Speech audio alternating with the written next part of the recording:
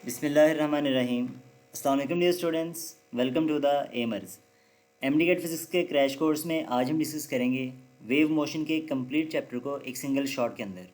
तो इस one shot lecture में हम डिस्कस करेंगे इस चैप्टर के तमाम मेजर कॉन्सेप्ट्स को, बहुत सारे ट्रिक्स को, और इसी के साथ साथ हम सॉल्व करेंगे पास पेपर्स के तमाम इंपॉर्टेंट एमसीक्यूज़ जो कि एमडी गेट में पूछे गए हैं 2008 से लेकर के 2023 तक।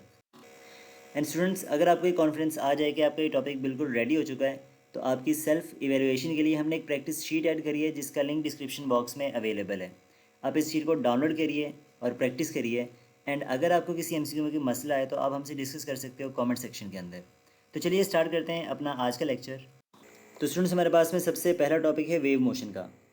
अगर हम वेव को डिफाइन करें तो ये डेफिनेशन कुछ इस तरह से होती है कि wave is a disturbance which is produced due to the vibration of particles in the medium. तो मीडियम के पार्टिकल्स की वाइब्रेशन से जो डिस्टर्बेंस प्रोड्यूस होता है उसको वेव का नाम दिया जाता है। अब वेव्स का काम क्या होता है? तो हम कहेंगे वेव्स जो हैं वो एनर्जी एंड मोमेंटम को ट्रांसफ़र करने की एबिलिटी रखती हैं without the transport of matter, कि मैटर को ट्रांसपोर्ट किए बगैर एनर्जी और मोमेंटम ट्रांसफ़र हो सकता है वेव्स के थ्रू। इसके बाद वेव्स जिस भी मीडियम में से ट्रैवल करती है उसके लिए कुछ इसेंशियल कंडीशंस होती हैं। तो सबसे पहली कंडीशन हमारे पास में होती है elasticity of the medium. Elasticity basically ये होती है कि हमारे मीडियम के जो पार्टिकल्स हैं जब उनको डिस्टर्ब किया जाए तो वो अपनी ओरिजिनल स्टेट में वापस आ जाएं, तो ये बिहेवियर इलास्टिसिटी कहलाता है और ये इसेंशियल कंडीशन है for the continuous propagation of the wave. Second property होती है इनर्शिया, कि पार्टिकल्स अगर मूवमेंट में हैं तो वो उस मूवमेंट को कंटिन्यू रखें ताकि वेव जो है वो प्रोपगेट कर सके वहाँ पे।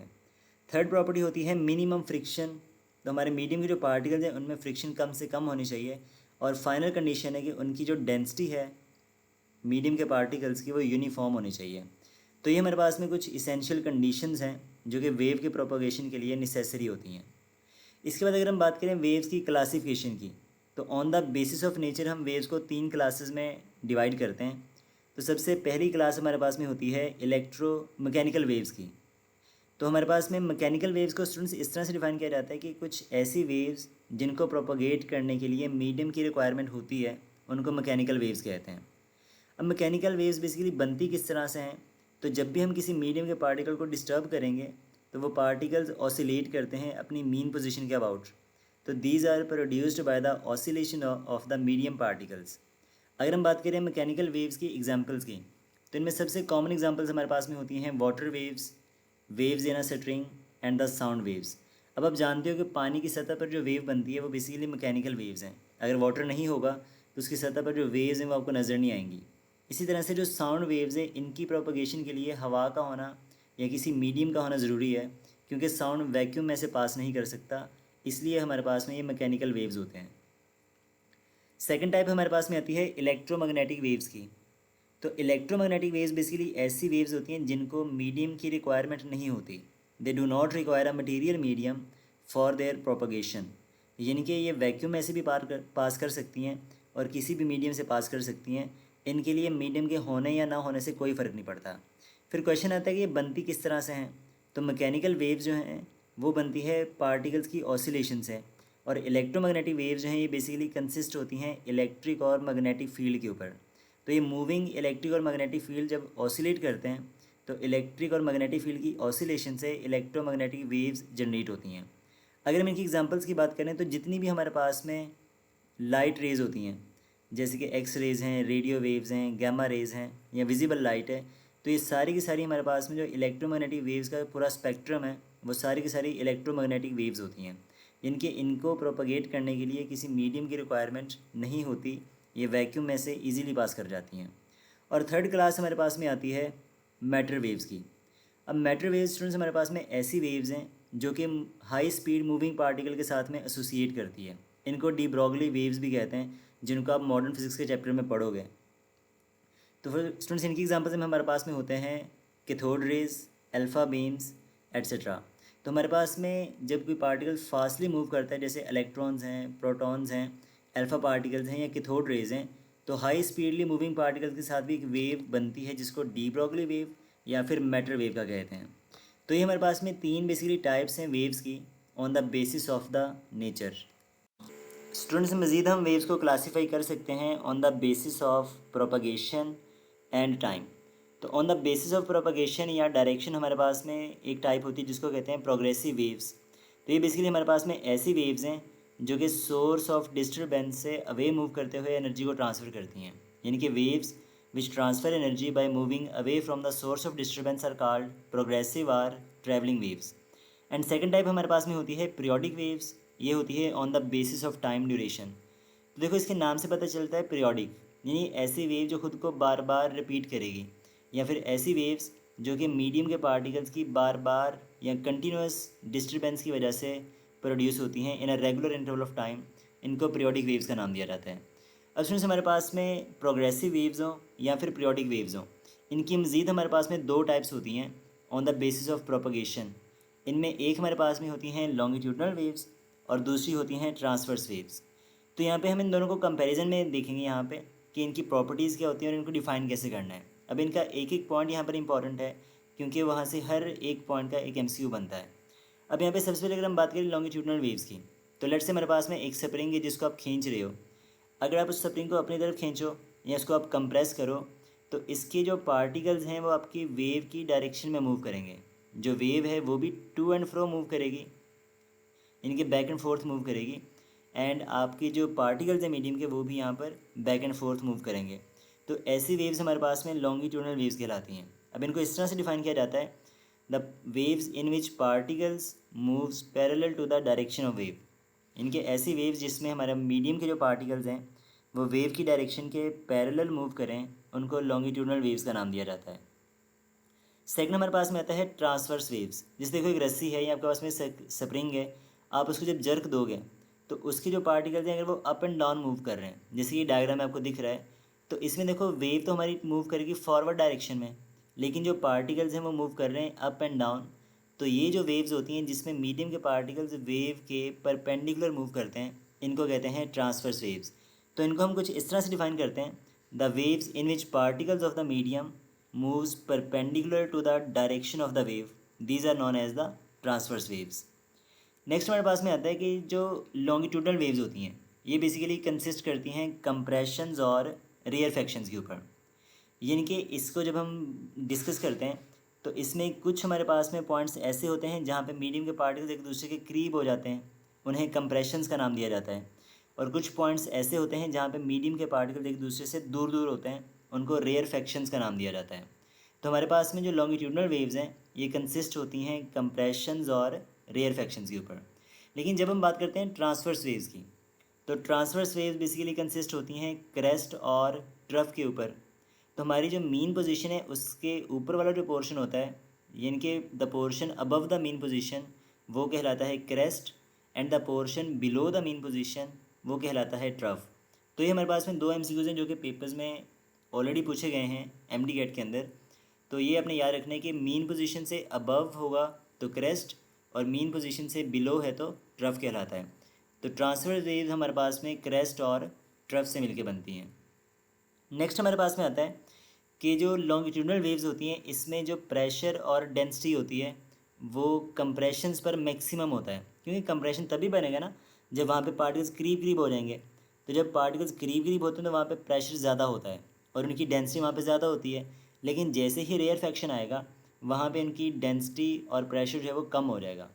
लेकिन अगर हम बात करें ट्रांसवर्स वेव्स की, तो ट्रांसवर्स वेव्स के केस में ऐसा कुछ नहीं होता। उनके हर पॉइंट पर प्रेशर और डेंसिटी सेम होती है, उसमें कोई वेरिएशन नहीं आता। जब हम बात करें लॉन्गिट्यूडनल वेव्स की तो इनकी प्रोपगेशन की, तो जो लॉन्गिट्यूडनल वेव्स हैं वो तमाम मीडियम में से पास कर सकती हैं, चाहे वो सॉलिड हो, लिक्विड हो या फिर गैसेज हो। यानी कि इनके पार्टिकल्स ने बस बैक एंड फोर्थ वाइब्रेट करना है या मूव करना है, तो इसलिए ये हर मीडियम में से पास कर सकती हैं। लेकिन ट्रांसवर्स वेव में क्या होता है कि ये जो वेव्स हैं ये सिर्फ़ और सिर्फ लिक्विड्स में से ट्रांसमिट कर सकती हैं या फिर ये प्रोड्यूस होती हैं on the surface of water. तो वाटर की सरफेस के ऊपर जो वेव्स बनती हैं हमारे पास में वो सारी की सारी जो हैं वो ट्रांसफर्स होती हैं। लेकिन अगर आप बात करो डीप वाटर की, तो वाटर के इनसाइड जो वेव्स हैं वो एक्चुअली लॉन्गिट्यूडनल होती हैं, तो सिर्फ़ और सिर्फ सरफेस के ऊपर बनेंगी, तो ये हमारे पास में कहलाती हैं ट्रांसवर्स वेव्स। अब इनकी मज़ीद हमारे पास में एग्जांपल होती हैं जो कि एक रस्सी के अंदर वेव्स बनती हैं। तो रस्सी में बनने वाली तमाम वेव्स हमारे पास में जो है वो ट्रांसवर्स होती हैं।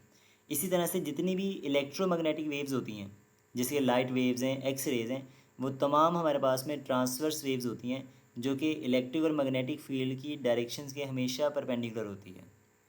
नेक्स्ट हमारे पास में एक इम्पॉर्टेंट पॉइंट ये है कि longitudinal waves can not be polarise, कि लॉन्गिट्यूडनल वेव्स का पोलराइज नहीं कर सकते, लेकिन जो ट्रांसवर्स वेव्स होती हैं इनकी पोलराइजेशन होती है, इनको हम पोलराइज कर सकते हैं।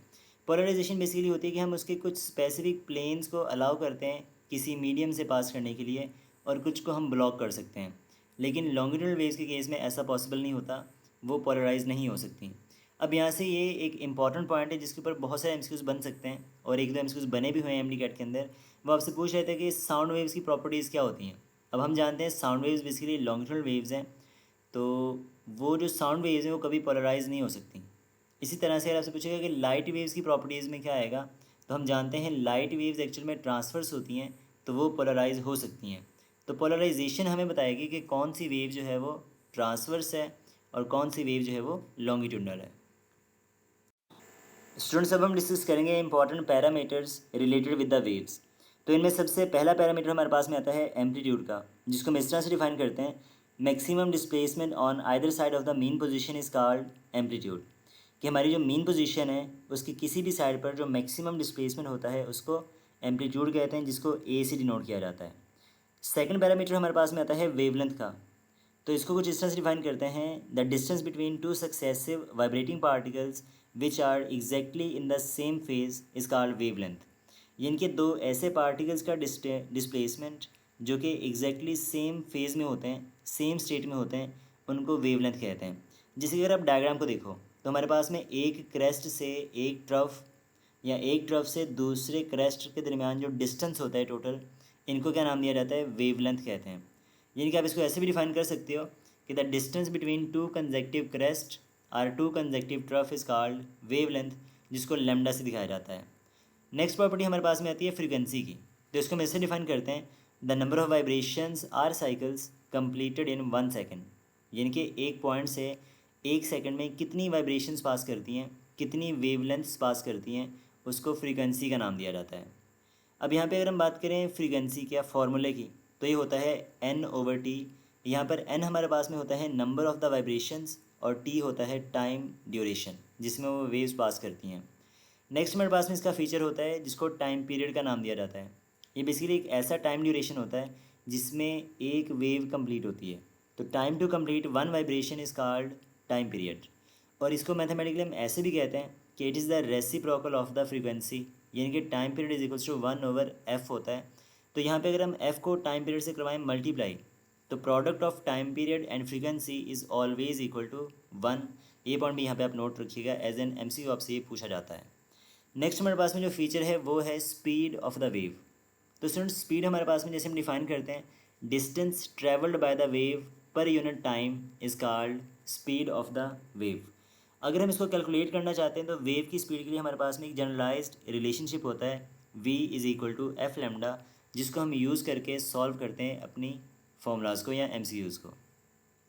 अब यहाँ पे इसके बारे में कुछ इंपॉर्टेंट चीज़ें हैं जो यहाँ पे नोट करने वाली हैं। तो इसमें कहता है कि जो वेव स्पीड है ये डिपेंड करती है टाइप ऑफ द वेव के ऊपर और मीडियम के ऊपर। अगर हमारे पास में मीडियम सेम हो तो उसमें जो स्पीड ऑफ द वेव है वो हमेशा सेम रहती है, यानी कि अगर मीडियम चेंज नहीं हो रहा तो स्पीड पे कोई फ़र्क नहीं पड़ेगा। अगर हम यहाँ पे v को कांस्टेंट रखें तो आप देखोगे कि फ्रीक्वेंसी का वेवलेंथ से इन्वर्स रिलेशनशिप है। अगर आप फ्रीक्वेंसी को इंक्रीज़ करते जाओगे तो उसकी जो वेवलेंथ है वो डिक्रीज़ होती जाएगी। लेकिन अगर हमारा मीडियम चेंज हो जाए, डिफरेंट मीडियम हो, जैसे कि लाइट जो है या फिर कोई वेव जो है वो लिक्विड से ट्रैवल करके हवा में आती है, एयर में आती है, तो उस केस में क्या होगा, उसकी फ्रीक्वेंसी कांस्टेंट रहेगी। लेकिन मीडियम के चेंज होने से उसकी स्पीड चेंज होती है और जिसकी वजह से वेवलेंथ भी चेंज होती है।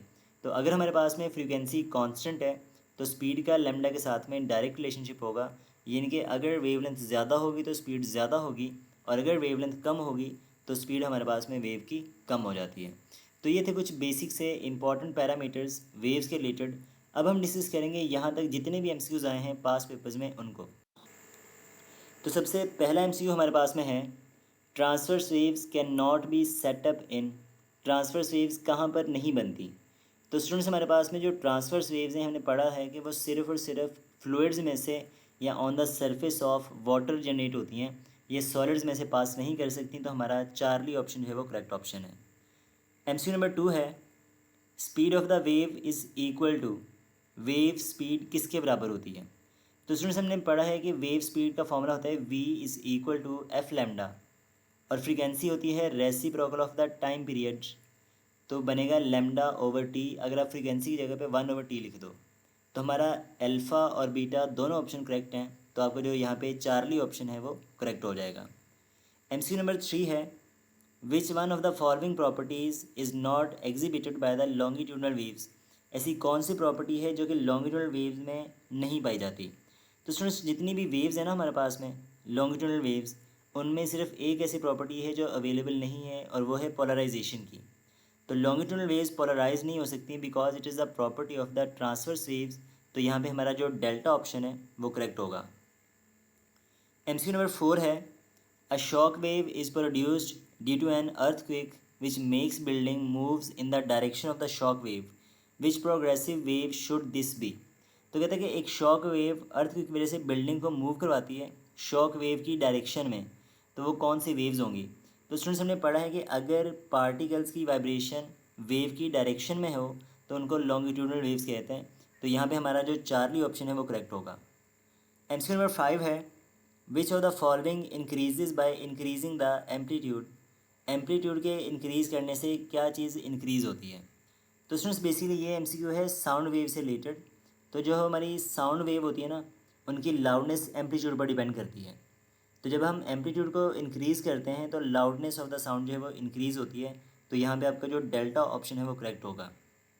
जो फ्रीक्वेंसी है और वेवलेंथ है, ये तो डिपेंड करता है कि हमारा मीडियम चेंज हो रहा है या नहीं हो रहा। अगर तो मीडियम सेम है तो फ्रीक्वेंसी के इंक्रीज़ करने से वेवलेंथ डिक्रीज़ करेगी, ये एम्पलीट्यूड पर इंडिपेंडेंट होते हैं, तो आपका जो डी ऑप्शन है यहाँ पे करेक्ट रहेगा। MCQ नंबर 6 है, maximum displacement of the particle from its mean position is called. तो बाय डेफिनेशन ये डेफिनेशन है एम्पलीट्यूड की, तो आपका जो बीटा ऑप्शन यहाँ पे वो राइट बनेगा। MCQ नंबर 7 हमारे पास में है, the velocity of a wave is v, it's time period is t and frequency is f। The correct equation for the frequency is. तो स्टूडेंट्स हम जानते हैं frequency is the reciprocal of time period, यानी कि f is equal to 1/t, तो यहाँ पे हमारा जो चार्ली ऑप्शन है वो करेक्ट होगा। MCQ नंबर 8 है, a sound wave travel from one medium to other, which one of the characteristic of the sound remain unchange? तो हमें ये बताना है कि साउंड का कौन सा ऐसा करेक्टरिस्टिक है जो कि सेम रहेगा, चेंज नहीं होगा जब वेव एक मीडियम से दूसरे मीडियम में ट्रैवल करती है।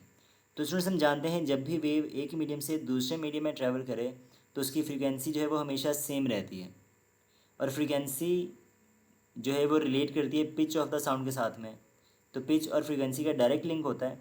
तो अगर वेव का मीडियम चेंज हो रहा है तो हम कहेंगे उसकी फ्रीक्वेंसी यानी कि जो पिच है वो हमेशा सेम रहेगी, तो जो चार्ली ऑप्शन है वो हमारा सही बनेगा। MCQ नंबर 9 है, an observer standing near the sea shore observe 54 waves पर मिनट। तो यहाँ पे देखो नंबर ऑफ़ वेव्स हमारे पास में 54 हैं और टाइम हमारे पास में है 1 मिनट का। If the wavelength of the water is 10 metre then velocity of the water wave is given by. तो हमें ये बताने कि अगर उसकी वेवलेंथ 10 मीटर हो तो velocity of the water wave क्या होगी। अब सुन यहाँ पर देखो डाटा में क्या गिवन है, हमें गिवन है नंबर ऑफ़ वेव्स पर मिनट, तो आपको फ्रीक्वेंसी निकालनी पड़ेगी यहाँ से। तो फ्रीक्वेंसी होती है number of waves over time, तो नंबर ऑफ़ वेव्स हमारे पास में 54 है और टाइम हमारे पास में है 60 सेकेंड यानी कि 1 मिनट। अब मैं इसको आगे फर्दर सॉल्व नहीं करता, मैं इसको यहीं पर रोक देता हूँ। नेक्स्ट हमारे पास में गिवन है वेवलेंथ जो कि 10 मीटर है और हमें निकालनी है वेलोसिटी ऑफ द वेव, तो यहाँ पे हम यूज़ करेंगे v is equal to F lambda.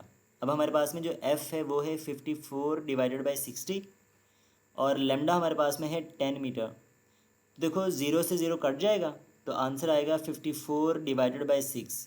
अगर आप 54 को 6 से डिवाइड करोगे तो आंसर आएगा 9 मीटर पर सेकेंड, तो आपका चार्ली ऑप्शन करेक्ट होगा। MCQ नंबर 10 है, pitch is proportional to frequency. तो पिच का फ्रीक्वेंसी से क्या लिंक होता है, डायरेक्ट होता है, इन्वर्स होता है, एक्सपोनेंशियल है या कुछ भी नहीं? तो स्टूडेंट्स पिच का फ्रीक्वेंसी से डायरेक्ट रिलेशनशिप होता है, तो इसका जो ए ऑप्शन है वो करेक्ट होगा। यानी कि जब हमारी साउंड की पिच ज़्यादा होती है तो उसकी फ्रीक्वेंसी ज़्यादा होती है, आवाज़ बारीक बनती है, श्रिल होती है। लेकिन जब हमारी साउंड की पिच लो होती है, फ्रीक्वेंसी कम हो जाती है, तो उसकी जो साउंड है वो थोड़ी भारी बनती है, ग्रेव होती है। एमसीक्यू नंबर 11 है, in the following figure the wavelength is. तो इस फिगर में ये बताओ कि वेवलेंथ क्या होगी। स्टूडेंट्स ये नम्स 2023 का एमसीक्यू है। अब देखो यहाँ पे कि हमने पढ़ा था वेवलेंथ क्या होती है, एक क्रेस्ट और ट्रफ मिला तो एक वेव बन गई। अब यहाँ पे अब देखो दो क्रेस्ट आ रहे हैं, दो ट्रफ आ रहे हैं, तो यानी कि एक क्रेस्ट एक ट्रफ एक वेवलेंथ, और दूसरा क्रेस्ट दूसरी ट्रफ दूसरी वेवलेंथ।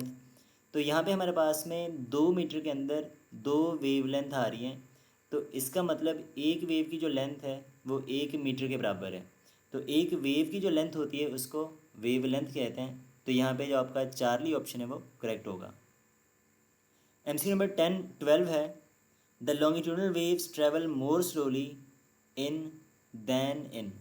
तो लॉन्गिट्यूडनल वेव्स हैं वो कौन से मीडियम में स्लोली पास करती हैं। तो स्टूडेंट्स हमारे पास में जो लॉन्गिट्यूडनल वेव्स होती हैं ये बेसिकली मैकेनिकल वेव्स हैं, और मैकेनिकल वेव्स की स्पीड सबसे ज़्यादा होती है सॉलिड्स के अंदर, और उससे कम होती है लिक्विड्स में, और सबसे कम होती है गैसेस के अंदर, जो कि अभी हम नेक्स्ट टॉपिक में डिस्कस भी करेंगे। तो longitudinal waves travel more slowly in gases than in solid. तो हमारा जो बीटा ऑप्शन है वो करेक्ट होगा। गैसेस में इनकी स्पीड सबसे कम होती है और सॉलिड में सबसे ज़्यादा होती है। एमसीक्यू नंबर 13 है, sinusoidal water waves are generated in a large ripple tank. The water waves travel at 25 centimeter per second and their adjacent crest are 5 centimeter apart. यानी कि हमारे पास में जो वाटर वेव्स की स्पीड है वो है 25 सेंटीमीटर पर सेकेंड, और उनके जो क्रेस्ट का डिस्टेंस है वो है 5 सेंटीमीटर। तो दो एडजेसेंट क्रेस्ट का जो डिस्टेंस है स्टूडेंट्स ये वेवलेंथ कहलाता है। The time required for each new whole cycle to be generated is. तो हमें ये बताना है कि नया साइकिल बनने के लिए, यानी कि नई वेव बनने के लिए कितना टाइम चाहिए, यानी उसका टाइम पीरियड क्या होगा। स्टूडेंट्स हम जानते हैं कि फॉर्मूला हमारे पास में होता है v is equal to F lambda. तो यहाँ पे स्पीड हमारे पास में 25 है, लेमडा हमारे पास में 5 सेंटीमीटर है, और हमें बताना है टाइम पीरियड। तो फॉर्मूला आप जानते हो, v is equal to F lambda. तो f की वैल्यू होती है 1 टाइम पीरियड इंटू लेमडा। अगर हमें यहाँ पे टाइम पीरियड निकालना है तो फॉर्मूला बनेगा लेमडा ओवर वी। लेमडा हमारे पास में गिवन है 5 सेंटीमीटर, और स्पीड हमारे पास में है 25। तो 5 को जब आप 25 पे करोगे डिवाइड तो आंसर आएगा 1/5, और 1/5 हमारे पास में स्टूडेंट्स होता है 0.2 सेकेंड। तो हमारा चार्ली ऑप्शन जो है यहाँ पे करेक्ट, बल्कि डेल्टा ऑप्शन जो हमारे पास में यहाँ पे राइट बनेगा 0.2 सेकेंड। स्टूडेंट्स अब हम डिस्कस करेंगे फेज़ ऑफ द वेव्स के बारे में। फेज़ बेसिकली हमारे पास में एक ऐसी प्रॉपर्टी है वेव्स की जो हमें पार्टिकल्स की डिस्प्लेसमेंट और डायरेक्शन ऑफ मोशन के बारे में बताती है। यानी कि अगर हम अपनी डायग्राम को देखें तो हमारे पास में यहाँ पे कुछ पॉइंट्स दिखा रखे हैं, ब्लू कलर के, पिंक कलर के और ग्रीन कलर के। तो यहाँ पे हमारे पास में जो दोनों पॉइंट्स हैं पिंक कलर के, उनका फेज़ सेम है, ये दोनों पॉइंट्स अपवर्ड मूव करेंगे एक पॉइंट एक ही टाइम में। जो ग्रीन वाले पॉइंट्स हैं वो दोनों डाउनवर्ड मूव करेंगे, एंड जो ब्लू वाले पॉइंट्स हैं वो भी हमेशा डाउनवर्ड मूव करेंगे, सेम फेज़ में हैं, सेम टाइम में हैं। तो अगर आप यहाँ पे इनको रिलेट करते हो इनके फेज़ को या फिर इनके पाथ डिफरेंस को, तो अब देखो दोनों पिंक के दरमियान जो डिस्टेंस है वो एक वेवलेंथ का है, दोनों ग्रीन का डिस्टेंस एक वेवलेंथ का है, और दोनों ब्लू का जो डिफरेंस है वो भी एक वेवलेंथ का है। तो इसको हम कहते हैं path difference of the wave. तो अगर हम यहाँ पे इनके पाथ डिफरेंस को, फेज़ डिफरेंस को और टाइम डिफरेंस को रिलेट करें तो एक डायरेक्ट इनका शॉर्टकट हमारे पास में होता है डेल्टा थीटा ओवर 360 डिग्री जब एंगल डिग्रीज़ में हो, या फिर डेल्टा थीटा ओवर 2 पाई रेडियंस जब एंगल हमारे पास में रेडियंस में गिवन हो। ये बराबर होता है डेल्टा एस ओवर लेमडा। ये हो गया पाथ डिफरेंस और फेज़ डिफरेंस का लिंक। और अगर टाइम डिफरेंस आप इसको रिलेट करो तो ये बराबर होता है delta T over time period. तो ये हमारे पास में इक्वेशन है जिसको हम यूज़ करते हैं फेज़ डिफरेंस, पाथ डिफरेंस या फिर टाइम डिफरेंस निकालने के लिए। अब हमारे पास में जो फेज़ है ना इन पॉइंट्स का वो दो तरह से होता है, या तो पॉइंट्स इन फेज़ होते हैं या फिर आउट ऑफ द फेज़ होते हैं। तो इन फेज़ के लिए हमारे पास में कंडीशन ये होती है कि जो पाथ डिफरेंस है वो होना चाहिए integral multiple of the wave length, यानी कि 1 लेमडा, 2 लेमडा, 3 लेमडा या फिर 4 लेमडा होना चाहिए। तो इंटीग्रल मल्टीपल होना चाहिए वेवलेंथ का, और इनके दरमियान जो फेज़ डिफरेंस है वो हमारे पास में इंटीग्रल मल्टीपल होना चाहिए 2 पाई का। तो हमारे पास में ऐसे पॉइंट्स को इन फेज़ कहते हैं। अगर हम बात करें आउट फेज़ की, तो आउट ऑफ द फेज़ के लिए हमारे पास में जो पाथ डिफरेंस है ये होना चाहिए odd integral multiple of the lambda by 2, यानी कि 1 lambda by 2, 2 lambda by 2, 3 λ/2 and so on. तो अगर आप अपनी डायग्राम में देखो तो पिंक और ब्लू पॉइंट्स के दरमियान जो डिस्टेंस है वो λ/2 का है। तो ये दोनों हमारे पास में आउट ऑफ द फेज़ होंगे। जो पिंक पॉइंट है वो अपवर्ड मूव कर रहा है और एट द सेम टाइम जो ब्लू पॉइंट है वो डाउनवर्ड मूव कर रहा है। तो ये दोनों जो है वो आउट ऑफ द फेज़ आ जाएंगे। इसी तरह से हमारे पास में जो फेज़ डिफरेंस है out of the phase points के लिए वो होता है ऑड मल्टीपल ऑफ द पाई, यानी कि 1 पाई हो सकता है, आपके पास में 3 पाई हो सकता है, 5 पाई हो सकता है। तो अगर वो पाई का ऑड मल्टीपल है तो वो पॉइंट्स हमारे पास में आउट ऑफ द फेज़ होते हैं। तो ये हमारे पास में बेसिक सी इन्फॉर्मेशन थी फेज़ ऑफ द वेव के बारे में। अब हमारे पास में आएगा इस चैप्टर का सबसे मोस्ट इंपॉर्टेंट टॉपिक जो है स्पीड ऑफ द वेव्स के बारे में। तो स्टूडेंट्स यहाँ पे हमने पढ़ा था कि 2 तरह की वेव्स होती हैं, मैकेनिकल और इलेक्ट्रोमैग्नेटिक वेव्स। तो अगर हम बात करें मैकेनिकल वेव की स्पीड की, फॉर एग्जांपल हम यहाँ पे साउंड वेव्स की अगर हम बात करते हैं तो इनकी जो स्पीड होती है साउंड वेव्स की या फिर मैकेनिकल वेव्स की, इसका एक रिलेशनशिप हमारे पास में होता है v is equal to square root of E divided by raw.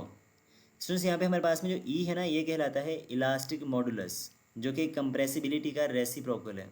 कि अगर मीडियम कंप्रेसिबल है, जैसे कि गैसेस होती हैं वो कंप्रेसिबल होती हैं तो उनकी इलास्टिसिटी कम होगी, लेकिन जो सॉलिड्स हैं वो कंप्रेसिबल नहीं होते तो उनकी इलास्टिसिटी ज़्यादा होती है।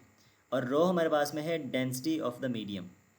तो स्टूडेंट्स यहाँ पे आप देखो तो अगर हम बात करें सॉलिड्स की तो सॉलिड्स का जो मॉडुलस ऑफ इलास्टिसिटी है वो ज़्यादा होता है और सॉलिड की जो डेंसिटी है वो भी ज़्यादा होती है। तो अगर सॉलिड्स के लिए ई ओवर रो की जो रेशो है वो ज़्यादा है लिक्विड्स और गैसेस से, तो साउंड की जो स्पीड है या मैकेनिकल वेव की जो स्पीड होती है सॉलिड में वो सबसे ज़्यादा होती है और सबसे कम होती है गैसेस के अंदर। और दूसरी बात ये भी आपने याद रखनी है कि जो मैकेनिकल वेव्स होती हैं ये वैक्यूम में से पास नहीं कर सकती। वैक्यूम में इनकी जो स्पीड है वो हमेशा ज़ीरो के बराबर होती है, यानी कि speed of sound in vacuum is equal to zero. तो अगर हम बात करें ऑर्डर ऑफ द स्पीड की तो मैकेनिकल वेव की जो स्पीड है वो सबसे ज़्यादा होती है सॉलिड में, उससे कम होती है लिक्विड में और सबसे कम होती है गैसेस के अंदर, क्योंकि गैसेस की जो इलास्टिसिटी है और उनकी जो डेंसिटी है वो सबसे कम होती है। अगर हम बात करें इलेक्ट्रोमैग्नेटिक वेव्स यानी कि लाइट के बारे में, इनकी स्पीड का फॉर्मूला क्या होता है, तो इलेक्ट्रोमैग्नेटिक वेव स्टूडेंट्स बनती है इलेक्ट्रिक और मैग्नेटिक फील्ड की ऑसिलेशन से और ये हमेशा इन दोनों फील्ड के परपेंडिकुलर मूव करती है with the speed of light. और इसको कैलकुलेट करने का फॉर्मूला हमारे पास में होता है c या फिर v is equal to 1 over square root of mu naught epsilon not.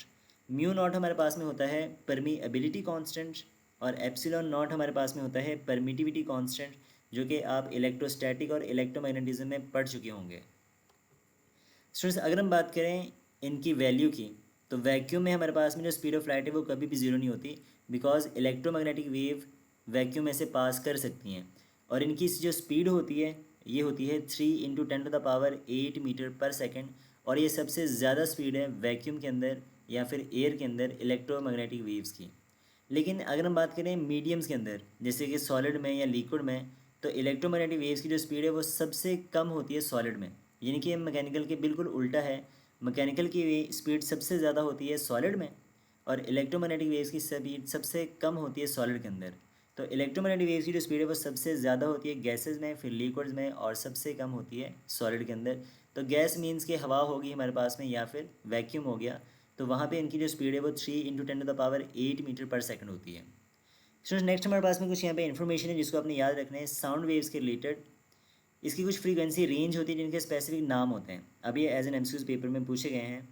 तो ऐसी वेव्स जिनकी फ्रीक्वेंसी 20 हर्ट्ज से कम होती है उन्हें कहते हैं इंफ्रासोनिक साउंड वेव्स या फिर इंफ्रासाउंड। और ऐसी वेव्स जिनकी फ्रीक्वेंसी 20 से 20,000 या फिर 20 किलो हर्ट्ज के दरमियान होती है उनको हम कहते हैं ऑडिबल फ्रीक्वेंसी रेंज, यानी कि हमारे ह्यूमन ईयर के लिए फ्रीक्वेंसी की ये रेंज जो है वो काबिल समात है, उसको हम सुन सकते हैं। लेकिन अगर वेव्स की जो फ्रीक्वेंसी है वो 20,000 हर्ट्ज से ज़्यादा हो, यानी 20 किलो हर्ट्ज से ज़्यादा हो, तो उनको कहते हैं अल्ट्रासोनिक साउंड वेव्स या फिर अल्ट्रासाउंड। तो ये एज एन इन्फॉर्मेशन है, इसको आपने जहन में रखना है। स्टूडेंट्स अब हम डिस्कस करेंगे इस चैप्टर का सबसे most important topic factors affecting the speed of sound in year. तो साउंड की स्पीड के ना हमारे पास में डिफरेंट फार्मूलाज होते हैं, जिनमें सबसे पहला फार्मूला हमारे पास में होता है v is equal to square root of gamma p divided by rho. अगर हम यहाँ पे डेंसिटी की वैल्यू रिप्लेस करें मैस ओवर वॉल्यूम तो ये फार्मूला बनेगा square root of gamma P V divided by m। By general gas equation P V बराबर होता है आर टी के, तो ये फॉर्मूला बन जाएगा square root of gamma R T divided by M.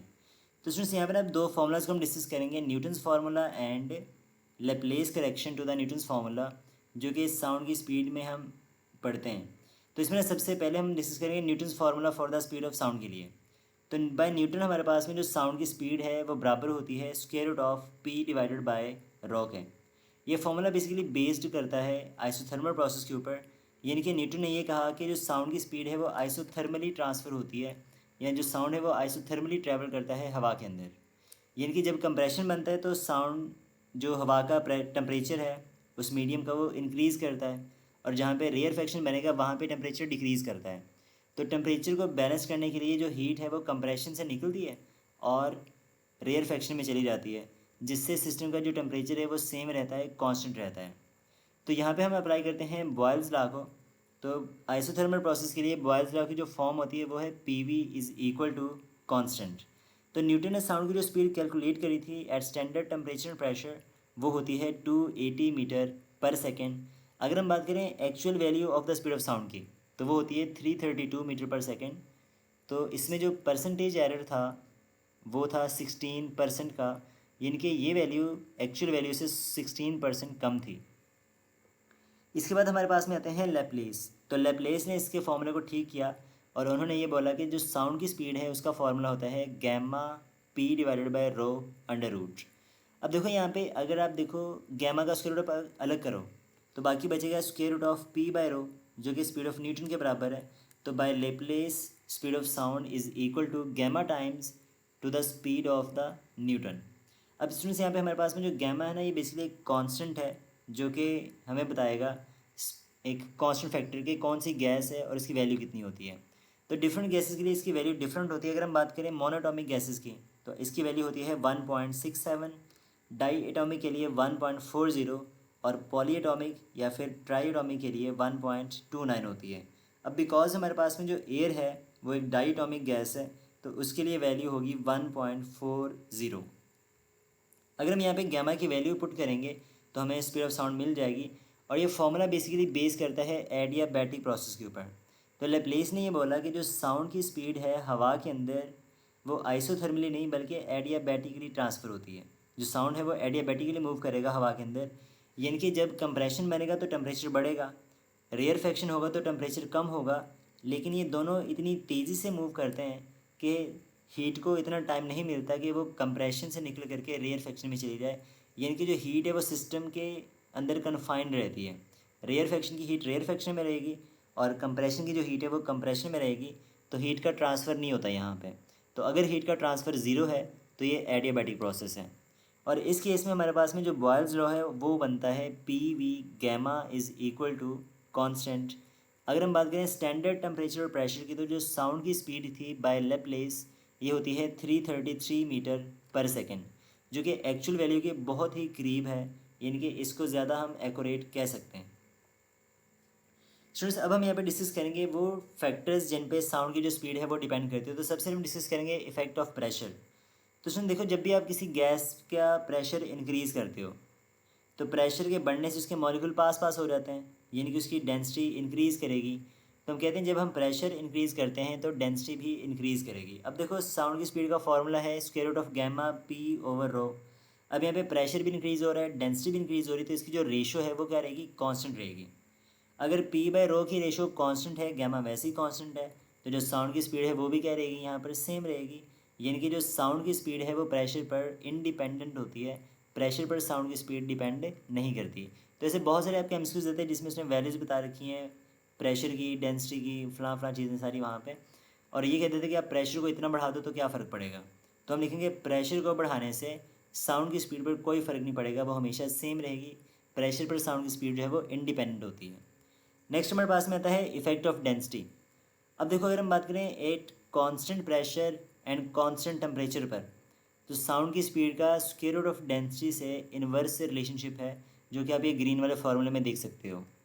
अब यहाँ पे इसका मतलब है कि अगर हम डेंसिटी को इंक्रीज़ करेंगे तो साउंड की स्पीड कम हो जाएगी, और जब हम डेंसिटी को डिक्रीज़ करेंगे तो साउंड की जो स्पीड है वो इंक्रीज़ कर जाएगी। एज एन एग्जांपल हमारी बुक में एक एग्जांपल है ऑक्सीजन एंड हाइड्रोजन की। अब अब देखो हम जानते हैं ऑक्सीजन की जो डेंसिटी है वो ज़्यादा होती है हाइड्रोजन से, यानी कि अप्रॉक्सीमेटली 16 टाइम हैवियर होती है जो हमारे पास में होती है ऑक्सीजन। ऑक्सीजन हाइड्रोजन से 16 टाइम हैवियर है, उसकी डेंसिटी 16 टाइम ज़्यादा होती है। अब देखो यहाँ पे हमें पता है कि जो साउंड की स्पीड है वो स्क्वायर रूट ऑफ डेंसिटी की प्रोपोर्शन, तो हम यहाँ पे कह सकते हैं कि जो स्पीड ऑफ साउंड है इन ऑक्सीजन ये 1 ओवर स्क्वायर रूट ऑफ 16, यानी कि 1/4 टाइम होगा speed of sound in the hydrogen के। या फिर हम ये भी कह सकते हैं कि speed of sound in hydrogen ये बराबर होती है 4 times the speed of sound in oxygen, यानी कि हाइड्रोजन में आसान अल्फाज में आप बोलो तो साउंड की जो स्पीड है वो ज़्यादा होगी ऑक्सीजन से। और कितनी ज़्यादा होगी? तो 4 गुना ज़्यादा होगी। यानी कि अगर ऑक्सीजन में साउंड की स्पीड है 10 metre per second for example, तो हाइड्रोजन में वो 10 का 4 टाइम यानी कि 40 टाइम होगी हाइड्रोजन के अंदर। तो जिसकी डेंसिटी ज़्यादा होगी वहाँ पे जो साउंड की स्पीड है वो उतनी कम होती जाएगी। नेक्स्ट हमारे पास में जो फैक्टर है वो आता है इफेक्ट ऑफ टेम्परेचर। तो उसमें यहाँ पे टेम्परेचर का इफेक्ट देखो बड़ा ज़बरदस्त किस्म का है। अगर आप अपना ये ब्लू वाला फार्मूला देखो जो कि हमने लिखा हुआ है यहाँ पे square root gamma RT divided by M, तो यहाँ से आप देख सकते हो कि साउंड की स्पीड का टेम्परेचर के स्क्वायर रूट से डायरेक्ट रिलेशनशिप है। और ये जो टेम्परेचर ये केल्विन में है तो इसको एब्सोल्यूट टेम्परेचर कहेंगे। तो जैसे जैसे आप टेम्परेचर बढ़ाओगे वैसे वैसे साउंड की स्पीड बढ़ेगी। अब अगर आप इनकी रेशियो जनरेट करो तो फॉर्मूला बनता है V2/V1 is equal to square root of T2/T1। तो ये हमारे पास में इनके रेशियो फॉर्मूला है जो कि आपसे एज एन MCQ पूछ सकता है पेपर्स में। नेक्स्ट हमारे पास में सुन सकते हैं कि अगर आप जनरली बात करो स्मॉल टेम्परेचर रेंज की, जब हमारे पास में जो टेम्परेचर है वो सेल्सियस में होता है कि आप 2 डिग्री बढ़ा रहे हो, 3 डिग्री बढ़ा रहे हो, 4 डिग्री सेल्सियस टेम्परेचर बढ़ा रहे हो, तो स्मॉल चेंज ऑफ टेम्परेचर के लिए जो साउंड की स्पीड है ना एट टेम्परेचर T, उसका एक जनरल फार्मूला होता है VT is equals to V0 plus 0.61T। ये बेसिकली हमारे पास में एक इक्वेशन है जब हमें टेम्परेचर गिवन होता है सेल्सियस के अंदर और हमें उस टेम्परेचर पर उसकी स्पीड निकालनी होती है। और यहाँ पे जो V0 है ना हमारे पास में ये 332 होता है क्योंकि ये 0 डिग्री सेल्सियस पर साउंड की स्पीड होती है। अब यहाँ पे एक बात आपने ये भी नोट करनी है कि अगर आप 1 डिग्री सेल्सियस को बढ़ाओगे यानी कि 1T आप टेम्परेचर इंक्रीज़ करते हो तो जो साउंड की स्पीड है उसमें एडिशन होगी 0.61 की। तो जो साउंड की स्पीड है 1 डिग्री सेल्सियस टेम्परेचर बढ़ने से 0.61 मीटर पर सेकंड जो है वो इंक्रीज़ हो जाती है। अब इसके बाद स्टूडेंट्स हमारे पास में एक बड़ा ज़बरदस्त किस्म का शॉर्टकट है जो कि अक्सर MCQ में आपसे पूछा जाता है MCQs की फॉर्म में। वो कहता है कि if velocity of the sound becomes n times the speed at temperature T। अगर मान लो कि T टेम्परेचर पर उसकी जो स्पीड है वो 1 है और कहता है कि ये डबल हो गई है, तो साउंड की स्पीड को कैलकुलेट करने के लिए हमारे पास में जो ट्रिक होता है वो होता है T prime is equal to n square into temperature in kelvin. यानी कि अगर आप बताना चाहते हो कि जब स्पीड उसकी डबल हो जाएगी तो टेम्परेचर क्या होगा, तो उस टेम्परेचर को फाइंड करने का जो फार्मूला है वो होता है n square into temperature in kelvin. तो ये आगे हम यूज़ भी करेंगे एक MCQ के अंदर। अब देखो नेक्स्ट क्या आता है, फैक्टर हमारे पास में आता है इफेक्ट ऑफ मॉइस्चर, कि नमी का क्या इफेक्ट आता है। तो स्टूडेंट्स हमारे पास में जो होती है ना नमी होती है या ह्यूमिडिटी होती है, ये साउंड की स्पीड के डायरेक्टली प्रोपोर्शन होती है।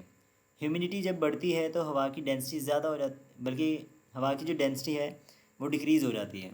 तो हवा की डेंसिटी डिक्रीज़ होने से जो साउंड की स्पीड है वो इंक्रीज़ करेगी। तो हम लिखेंगे जो ड्राई एयर होती है वहाँ पर साउंड की स्पीड कम होती है, लेकिन जो ह्यूमिड एयर होती है, मॉइस्चर होती है जहाँ पे, वहाँ पर साउंड की स्पीड जो है वो ज़्यादा होती है। तो ये वो फैक्टर्स हैं जिन पर हमारे पास में साउंड की स्पीड डिपेंड करती है। तो इनको अच्छे से आप देख लीजिएगा, अगर किसी भी पॉइंट में कोई कन्फ्यूजन हो तो वो डिस्कस कीजिएगा कमेंट सेक्शन में। तो अभी हम डिस्कस करेंगे इस टॉपिक के रिलेटेड तमाम MCQs जो कि पास्ट पेपर्स में पूछे गए हैं। तो MCQ नंबर 14 है, if the pressure of air enclose in a long tube is increase 10 time the speed of sound will be. वो कहते हैं कि अगर आप प्रेशर को 10 टाइम इंक्रीज़ कर दो तो साउंड की स्पीड पे क्या फ़र्क पड़ेगा। तो स्टूडेंट्स देखो हमने अभी पढ़ा है कि साउंड की स्पीड प्रेशर पर डिपेंड नहीं करती, आप उसको 10 टाइम बढ़ा दो या फिर 1000 गुना, उस पर कोई फ़र्क नहीं पड़ेगा, वो हमेशा सेम रहेगी। तो हमारा जो चार्ली ऑप्शन है वो करेक्ट है। MCQ नंबर 15 है, the increase in the speed of sound for each degree rise above 0 degree Celsius is. वो कहते हैं कि अगर आप 0 डिग्री सेल्सियस से हर 1 डिग्री टेम्परेचर बढ़ाते जाओ तो साउंड की स्पीड में कितना इंक्रीमेंट होगा। अब देखो हमने अभी अभी एक फॉर्मूला पढ़ा है VT is equal to V0 plus 0.61T। तो ये फॉर्मूला हमें ये बताता है कि अगर आप 1 डिग्री सेल्सियस टेम्परेचर बढ़ाओगे तो साउंड की स्पीड में जो इंक्रीज़ आएगा वो 0.61 मीटर पर सेकंड का आएगा, यानी कि आप कह सकते हो 61 सेंटीमीटर पर सेकंड। तो आपका जो अल्फ़ा ऑप्शन है यहाँ पे वो करेक्ट होगा। एमसीक्यू नंबर 16 है, the speed of sound in an ideal gas depends upon. तो साउंड की स्पीड किन फैक्टर्स पर डिपेंड करती है। स्टूडेंट्स अब देखो हमने फैक्टर्स को अभी डिस्कस किया है। तो पहला ऑप्शन है टेम्परेचर एंड एम्पलीट्यूड। टेम्परेचर पर तो साउंड की स्पीड डिपेंड करती है पर एम्पलीट्यूड पर डिपेंड नहीं करती। फ्रीक्वेंसी एंड फॉग, तो फ्रीक्वेंसी पर डिपेंड नहीं करती बट फॉग यानी कि नमी, ह्यूमिडिटी या मॉइस्चर पर डिपेंड करती है। टेम्परेचर एंड डेंसिटी, तो टेम्परेचर पर भी डिपेंड करती है, डायरेक्ट लिंक होता है, और डेंसिटी पर भी डिपेंड करती है, उसके स्क्वायर रूट से उसका इन्वर्स रिलेशनशिप होता है। तो चार्ली ऑप्शन यहाँ पे आपका राइट बन सकता है। डेंसिटी पर डिपेंड करेगी और एम्पलीट्यूड पर डिपेंड नहीं करती, तो डी भी पॉसिबल नहीं है, तो हमारा जो सी ऑप्शन यहाँ पे वो राइट बन जाएगा। एमसीक्यू नंबर 17 है, the intensity level of the faintest Audible intensity is. जो सबसे मध्यम तरीन साउंड की होती है इंटेंसिटी वो कितनी होती है। तो स्टूडेंट्स बेसिकली ये साउंड की इंटेंसिटी का जो टॉपिक है अभी हमारे सिलेबस में इंक्लूड नहीं था, फिर भी एक एमसीक्यू यहाँ पे बना हुआ है। तो इसकी जो साउंड इंटेंसिटी लेवल है ना हमारे पास में, जो मध्यम तरीन साउंड जिसको हम सुन सकते हैं उसको 0 डेसिबल कहते हैं। तो डेसिबल में वो 0 के बराबर होती है, जिसको रेफरेंस इंटेंसिटी का नाम भी दिया जाता है। एमसीक्यू नंबर 18 है, the ultrasonic wave has a frequency higher than. Ultrasonic waves की फ्रीक्वेंसी कितनी होती है। तो हमने ये टॉपिक डिस्कस किया है कि अल्ट्रासोनिक वेव्स की जो फ्रीक्वेंसी है वो 20,000 हर्ट्ज से ज़्यादा होती है या फिर 20 किलो हर्ट्ज से ज़्यादा होगी। तो आपको जो बीटा ऑप्शन है वो करेक्ट होगा, ये बात यहाँ पे आपने याद रखनी है। एमसीक्यू नंबर 19 है, the square root of the ratio of elasticity to the mass density is equal to. तो इलास्टिसिटी और मास की रेशो का जो स्क्वायर रूट है वो किसके बराबर होता है। तो स्टूडेंट्स अब देखो कंडीशन क्या बता रखी है। तो स्पीड ऑफ द वेव हमने पढ़ा है, इसका फार्मूला ये होती है v is equal to square root of E divided by rho. अब यहाँ पे जो हमारे पास में e है ना, ये होती है इलास्टिसिटी, और जो रो है ये कहलाता है मास डेंसिटी। तो इलास्टिसिटी और मास डेंसिटी की रेशो का जो स्क्वायर रूट है वो साउंड की स्पीड के बराबर होता है, जो कि फर्दर हम कहते हैं एफ लेमडा के बराबर भी होता है। तो square root of ratio of E over rho ये बराबर होगा एफ लेमडा के, यानी कि product of frequency and wavelength. तो हमारा जो बीटा ऑप्शन है यहाँ पे वो राइट बन जाएगा। एमसीक्यू नंबर 20 है, the speed of sound in air is 332 at 0 degree Celsius, what will be its value at 10 degree Celsius. तो 0 डिग्री सेल्सियस पर अगर वो 332 है तो 10 डिग्री सेल्सियस पर वैल्यू क्या होगी। तो उसमें देखो फॉर्मूला हम पढ़ के आए अभी अभी कि V T is equal to V naught plus 0.61 T. V naught हमारे पास में 332 है और टेम्परेचर हमारे पास में 10 डिग्री सेल्सियस है, इनको यहाँ पे पुट कर दो तो ये बनेगा 332 प्लस 6.1, और जब हम 332 में 6.1 को एडअप करेंगे तो आंसर आएगा 338 मीटर पर सेकेंड, यानी कि आपका जो बीटा ऑप्शन यहाँ पे वो राइट बन जाएगा। एमसीक्यू नंबर 21 है, what is the temperature at which velocity of sound in air becomes double to its velocity at 10 degree Celsius. तो कहते हैं कि वो कौन सा टेम्परेचर है जिस पर साउंड की जो स्पीड है वो 10 डिग्री सेल्सियस वाले टेम्परेचर से डबल हो जाएगी। तो यहाँ पे अब हम यूज़ करेंगे ये शॉर्टकट वाला फॉर्मूला जो हमने यूज़ किया था अभी अपने टॉपिक के अंदर। तो सोल्यूशन में जाओगे और फॉर्मूला यूज़ करेंगे T prime is equal to N square temperature in kelvin. Students यहाँ पे देखो कितनी कह रहे हैं कि स्पीड उसकी डबल हो रही है, तो एन की वैल्यू यहाँ पे 2 आ जाएगी, तो बनेगा T prime is equal to 2 का square into temperature in kelvin. तो सेल्सियस में हमारे पास में 10 डिग्री सेल्सियस, आप इसमें 273 ऐड कर दो तो ये केल्विन में हो जाएगा, और 273 प्लस 273 आ गया, और 2 का स्क्वायर होता है 4। तो जब आप 283 को 4 से करवाओगे मल्टीप्लाई तो ये बनेगा 1132 केल्विन। तो ये हमारा टेम्परेचर है। अब देखो हमारे जो ऑप्शन है ना वहाँ पे जो बीटा ऑप्शन है वो 1132 है पर वो डिग्री सेल्सियस में है, तो 1132 हमारा आंसर है, केल्विन में तो बीटा पॉसिबल नहीं है। तो आप इसको कन्वर्ट करो सेल्सियस में, तो 1132 को सेल्सियस में ले जाने के लिए आप इसमें माइनस का 273 कर दो, तो जब आप इसमें से 273 माइनस करोगे तो आंसर आएगा 859 डिग्री सेल्सियस। तो आपका डेल्टा ऑप्शन जो है यहाँ पे करेक्ट हो जाएगा। स्टूडेंट्स अब हमारे पास में टॉपिक आता है स्टेशनरी वेव्स या फिर स्टैंडिंग वेव्स का। तो इनको हम इस तरह से डिफाइन करते हैं कि जब दो वेव्स हमारे पास में ट्रैवल करती हैं अपोजिट डायरेक्शन में जिनकी फ्रीक्वेंसी सेम होती है, तो जब दो वेव्स सेम डायरेक्शन की अपोजिट डायरेक्शन में ट्रैवल करती हैं तो उनके कंबाइन होने से स्टेशनरी वेव या फिर स्टैंडिंग वेव्स बनती हैं। तो आप इसको ऐसे डिफाइन करते हो, superposition of two identical waves travelling opposite to each other in the same medium simultaneously give rise to the stationary or the standing waves. यानी कि जब दो वेव्स कुछ इस तरह से मूव करेंगी कि इनकी जो डायरेक्शन ऑफ प्रोपगेशन है वो एक दूसरे के अपोजिट हो, तो इनकी सुपरपोजिशन से या इनकी कॉम्बिनेशन से स्टेशनरी वेव्स बनती हैं। सो यहाँ पे हमारे पास में ना दो तरह के पॉइंट्स होते हैं, एक होते हैं एंटी नोड्स और दूसरे होते हैं नोड्स। अब ये डायग्राम आपने जहन में रखनी है, इसके ऊपर देखो कितनी डिस्कशन करते हैं। अगर हम बात करें नोड्स की, तो नोड्स हमारे पास में कुछ ऐसे पॉइंट्स होते हैं जो कि परमानेंटली ज़ीरो डिस्प्लेसमेंट शो करते हैं। अगर आप डायग्राम में देखो तो जहाँ जहाँ पे एन लिखा हुआ है ना, वो हमारे नोड्स हैं जो कि मीन पोजीशन पर हैं और ज़ीरो डिस्प्लेसमेंट शो करते हैं। नेक्स्ट आता है कि यहाँ पे जो एम्पलीट्यूड है वो मिनिमम होता है और एयर प्रेशर जो है यहाँ पर एंड जो डेंसिटी होती है नोड्स के ऊपर वो सबसे ज़्यादा होती है, यानी कि हाई होती है। अगर आप ये बात करो कि दो कंजेक्टिव नोड्स का डिस्टेंस कितना होता है, तो हमारे पास में दो कंजेक्टिव नोड के दरमियान जो है वो λ/2 का डिस्टेंस होता है, यानी कि हाफ वेवलेंथ के बराबर होता है। अगर हम बात करें एंटी नोड्स की, तो एंटी नोड्स में देखो वो पॉइंट्स जहाँ पर मैक्सिमम डिस्प्लेसमेंट शो हो रहा है उनको क्या नाम दिया जाता है, एंटी नोड्स कहते हैं, और ये हमेशा मोशन में रहते हैं। तो anti nodes are always in motion and amplitude at the anti node is maximum. फिर रहता है कि यहाँ पे हमारे पास में जो एयर प्रेशर है वो क्या होगा, तो उसमें देखो अगर ये मैक्सिमम डिस्प्लेसमेंट शो कर रहे हैं, मैक्सिमम हाइट पर है, तो इनके ऊपर जो एयर प्रेशर और डेंसिटी है वो लो हो गए।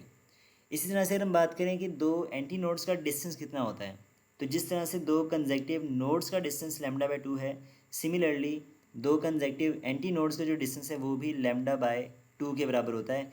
लेकिन एक नोड से एक एंटी नोड के दरमियान जो डिस्टेंस है, यानी कि दो alternating nodes and anti nodes का जो डिस्टेंस है वो λ/4 के बराबर होता है। तो ये डायग्राम में आप देख सकते हो, इनको अच्छे से कैरी करना है।